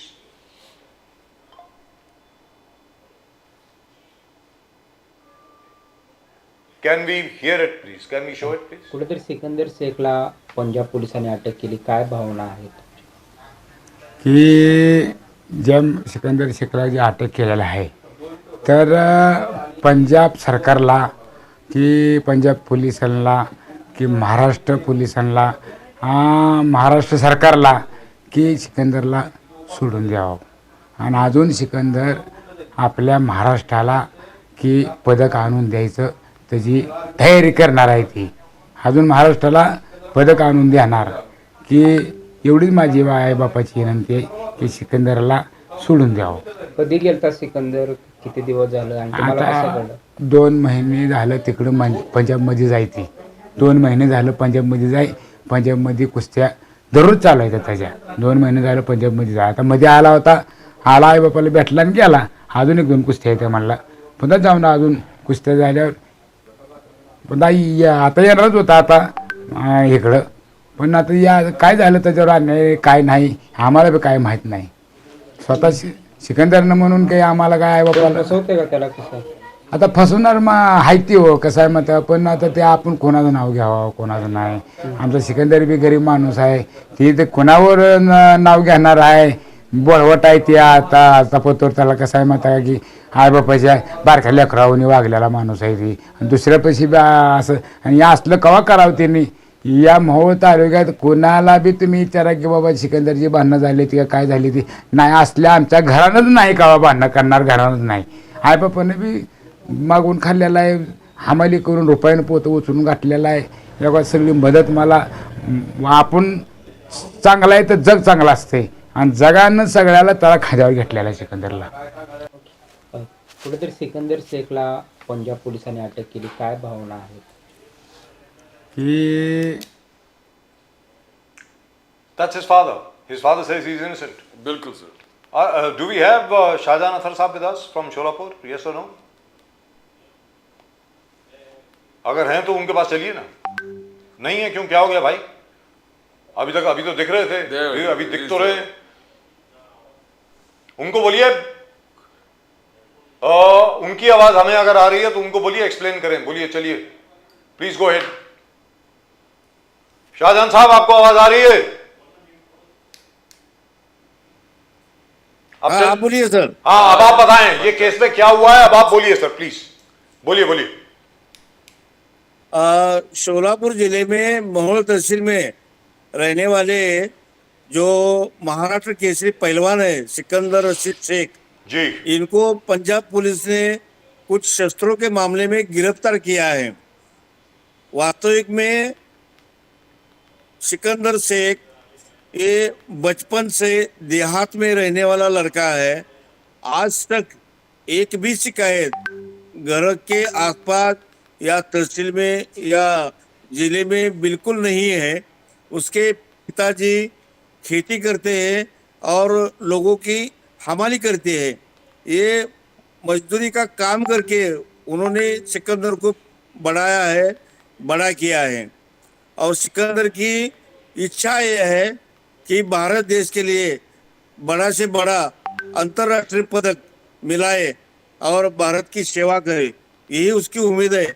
अगर शायद कुछ पहलवानों को अच्छा लगता है अगर ये सिकंदर बड़ा हो जाएगा तो ये भी अंतर्राष्ट्रीय पद बहाल करेगा और अपने को नीचे देखने की बारी आएंगे। तो जब हमने आज इस हादसे के बारे में उनके पिताजी से बात की, उनके घर जाकर उनके पिताजी से बात की, तब देखा जाए तो उनके घरों में हजारों पारितोषिक जो मिले हुए हैं जी, वो जी, देखकर जी, अजब देखा। लगता है कि इतना सब कुछ होते हुए तो पिताजी ने मांग की है कि महाराष्ट्र सरकार ने उनको इस मामले में पूछताछ करना चाहिए और मेरा लड़का निर्दोष है, आज तक उसने कुछ गाली गलौज भी नहीं दिया, तो इतना बड़ा गुनाह कैसा कर सकता है, यही मांग उसके पिताजी ने की है। लेकिन शाहजहां साहब, वो पंजाब में क्या कर रहा था? पंजाब में जो अभी अंतरराष्ट्रीय स्पर्धा होने वाले हैं जी उस काम के उसकी मेहनत करने के लिए और कुछ कुश्तियां भी थी बड़ी बड़ी वहां पर, उसके लिए वो चला गया था। और कुछ दिन पहले ही अपने घर पे माता पिता को मिलकर वो पंजाब में चला गया था। मगर उसका कोई किसी ज्ञान से ताल्लुकात है, इससे क्या जानकारी पूरी उसको मिली मालूम नहीं, मगर उसे हथियार के साथ में गाड़ी में पकड़ा है, ऐसा पुलिस का बयान है। जी शाहजहां अख्तर साहब कह रहे हैं कि पापला गुज्जर गैंग राजस्थान का एक नोटोरियस गैंग है। पापला गुज्जर गैंग, उनसे कोई इनका संबंध है और पिस्टल सप्लाई यूपी से लेके पंजाब से लेके राजस्थान, इस प्रकार का आरोप भी लग रहा है। एक कंबाइंड ऑपरेशन था इंटरस्टेट। शाहजहां जी, कैसा है सर जी, ये पहलवान दिन ब दिन पूरे देश में उसका वर्चस्व बढ़ रहा है और आगे चल के सिर्फ देश का ही नाम रोशन करने वाला है, ये उसकी उम्मीद है कि मैं जब अंतर्राष्ट्रीय बड़ा पारितोषिक मैं सरकार को देना चाहता हूँ और सरकार की सेवा करना चाहता हूँ। अगर शायद कोई ऐसे भी कुछ पहलवान लोगों ने उसके खिलाफ किए हुए साजिश है, ऐसा उसके पिताजी का कहना है। वास्तविक में इस बात को लेकर उसकी घर की, उसके तहसील की महाराष्ट्र शासन ने जांच करके पंजाब सरकार को इसका जवाब मांगना चाहिए था कि अगर ये बेबुनियाद पहलवान है, आज महाराष्ट्र केसरी में नाम किया है, महाराष्ट्र का नाम बड़ा किया है, अगर वो इस ऐसे गुने अपराध में शामिल हो सकता है क्या, इसकी जांच करना जरूरी है। तो यही चीज शाहजहां जी जरा मराठी में समझाएं प्लीज। हमारे जो मराठी के जितने दर्शक हैं यही बताइए प्लीज। जी जी जी जी कसं आहे, सोलापूर जिल्ह्यामध्ये अगदी ग्रामीण खेड्यागावामध्ये वाढलेला सिकंदर शेख हा पैलवान मोहोळ तहसीलच्या जवळ काही अंतरावर राहतो। लहानपणापासून त्याचे आई वडील शेतीतले काम करतात, वडील हमाली करतात आणि त्याचे एक पैलवान, मोठा पैलवान बनण्याची त्याची जी जिद्द होती ते त्याच्या वडिलांनी पूर्ण केली आणि 2024 मध्ये त्यांना महाराष्ट्र केसरी हा किताब मिळाला। वास्तविकमध्ये ग्रामीण भागातला मुलगा एवढ्या पदापर्यंत जाणं हे कितपत पैलवानांना योग्य वाटतंय. आज त्याचं पूर्ण महाराष्ट्रामध्ये नाव लौकिक झालंय. एवढंच नव्हे तर त्याला महाराष्ट्र शासनाने त्यांनी महाराष्ट्र केसरी पद मिळवून दिल्याबद्दल त्याला आर्मीमध्ये नोकरी पण लावली होती. परंतु त्याला आणखीन याही पुढं आपलं नाम कमवायचं असल्यामुळं त्यांनी त्या नोकरीचा राजीनामा दिला आणि तो आता पुन्हा एकदा मेहनत करू लागला. पंजाबमध्ये काही दिवसापासून मोठमोठ्या कुस्त्या होऊ लागल्यात. त्यातल्या काही कुस्त्या पण त्यांनी जिंकलेल्या आहेत आणि याचा राग कदाचित काही पैलवानांच्या वस्तादांच्या डोक्यात असेल. त्यामुळे त्यांच्या विरुद्ध हा खोटा गुन्हा दाखल केला असावा असं त्याच्या वडिलाचं मत आहे. वास्तविक या खटल्यामध्ये त्याचं चारित्र्य शासनानं पाहायला पाहिजे, त्याची माहिती सखोल घ्यायला पाहिजे आणि पंजाब सरकारला याबाबतचा जाब विचारला पाहिजे आणि त्याला तातडीनं महाराष्ट्रामध्ये सोडवून आणला पाहिजे अशी त्याच्या वडिलांची विनंती आहे. Right, thank you so much sir. Shahjahan Azhar साहब, आप इस स्टोरी के पर नजर रखिएगा, हम भी रखेंगे. उम्मीद करते हैं कि हमारा बच्चा, अगर ये इनोसेंट है, अगर इसने कुछ नहीं किया है, तो उम्मीद करते हैं कि जल्द से जल्द ये छूट करके वापस आए और देश के लिए नाम कमाए. शाहजहां अतर साहब, बहुत बहुत धन्यवाद आपका हमारे साथ जुड़ने के लिए. शाहजहां अतर साहब, थैंक यू वेरी मच. नमस्कार. नमस्कार नमस्कार. I hope this boy gets out. Yeah? Yes, this is very, like very terrible. nice and very energetic kind of a lad who has done fantastic. मतलब ये, और ये कौन है? ये Gujjar, Papla Gujjar पामला gang. Gujjar, पता नहीं है. Now they've associated him with Papla Gujjar gang, interstate pistol smuggling, and they've. अब ये गांव का Under लड़का Arms Act. प्रदीप भाई, Yes, ये he is gone for wrestling. Yes, अब महाराष्ट्र केसरी जीत के आया है ये लड़का. मतलब इसको बिल्कुल, क्या है? He should have, somebody should have gone with him. इनका कोई कोच वोच के साथ जाना चाहिए था. ऐसे कैसे भेज दिया बच्चे को पंजाब में? इसको मालूम नहीं है कि रेसलर्स के बीच में, भाई देखिए, कुश्ती जो है वो बृजभूषण सिंह साहब जो हैं, अब आपको मतलब मुझे बताने की और जरूरत नहीं है. और उसके बाद जिस प्रकार रेसलिंग फेडरेशन के खिलाफ इतनी बड़ी, कितना बड़ा आंदोलन हुआ, ये हुआ वो हुआ, किसी को साथ में जाना चाहिए था इसके. अब वहां फंस गया बेचारा. मतलब I hope he is able to get out. That's it. That's all. Punjab police is known for its Oh yes. honesty. Oh yeah, you bet. Oh absolutely, absolutely. 5 pistol. और वो भी 5 पिस्टल रख दी इसके पास. 5. Yes. क्या बात है sir. Anyway, I was told revolvers, उसके बाद बोला पिस्टल. पता नहीं उसके कौन सा बोर है, क्या है, किसी को कुछ मालूम नहीं है. और ये पामला गुज्जर को हमें क्यों दिखा रहे हैं बार बार, मुझे मालूम नहीं है. खैर, That is the gang they have associated with him. yes I know, and there was a Scorpio in which he was there. Yes, I hope he gets out. Well, that's just about it in tonight's show. आज के show में सिर्फ इतना ही. और अभी तक आपने अगर चैनल को सब्सक्राइब नहीं किया है तो कृपा करके सब्सक्राइब करें. Please subscribe to the channel. The fastest growing channel of the nation now. And The let me fastest growing. tell you this again. It is right here on Nation Now. I think on August 25th. August 22nd was the day when Mr. Trump announced all those tariffs. On 25th of August, we had told you that these tariffs are going to be withdrawn by 31st August or the first week of November. And that's exactly what is going to happen. Remember, you heard it right here first. All these tariffs from America are going to be withdrawn in the sense that we would have reached a deal. The 25% penalty will definitely be withdrawn. और जो 25% reciprocal tariffs हैं, they will come down to 15 to 17%. That's what I said at that time, and that's exactly what is going to happen. So great news as far as India is concerned. And tomorrow, of course, we will see our girls battle with the South Africans, with the Proteas, for the Women's World Cup. This is our third entry into the World Cup. We've lost twice. I hope we are third time lucky. I really hope so. As a team, they are going to excel. The way Yes, things are working absolutely. Absolutely. What a team. And I'm so happy to see Shefali Verma back. Shefali Verma is back. Smriti Mandhana, our Harmanpreet Kaur, Deepti Sharma, all these girls. Ooh, really and truly. Radha Yadav. Fantastic girls, all of them. Really and truly proud of them. Really and truly proud of all that they have done up till now. Well, that's just about it in tonight's show. आज के show में सिर्फ इतना ही. आप देखते रहे nation now. और मैं उम्मीद करता हूं कि जो इलेक्शन कमीशन के साथ जो भी विवाद चल रहा है वो बहुत अच्छे ढंग से उसका समाधान निकल जाए. I can only hope, we can only hope, लेकिन लगता नहीं है. बट ऑल द सेम मैं उम्मीद करता हूं कि बड़े अच्छे ढंग से निकल जाए, क्योंकि वोटर्स लिस्ट में अगर गड़बड़ है तो फिर चुनाव मतलब कोई मतलब प्रदीप जी को मतलब नहीं बनता. Very frankly speaking, You have I to. mean, it's so much of anomalies. I mean, so much of discrepancy. That's right. It's only free and fair when you talk. Constitution talk about free and fair elections. Then why can't the agent of the Constitution see that it's free and fair? भाई देखिए, मेरा तो ये समझ में नहीं आया चुनाव आयोग को तकलीफ क्या है।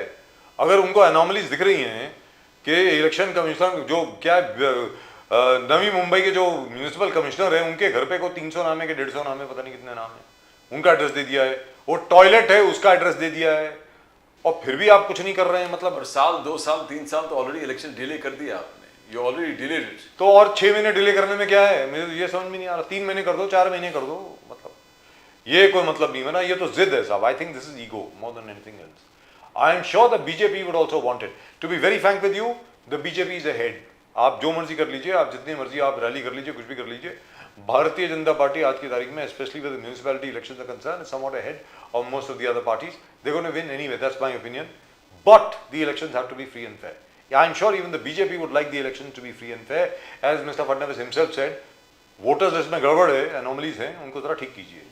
आई think the day the BJP itself also joins the chorus and says कि भाई इसको postpone कीजिए, I think everything will fall into place. Everything fall in place.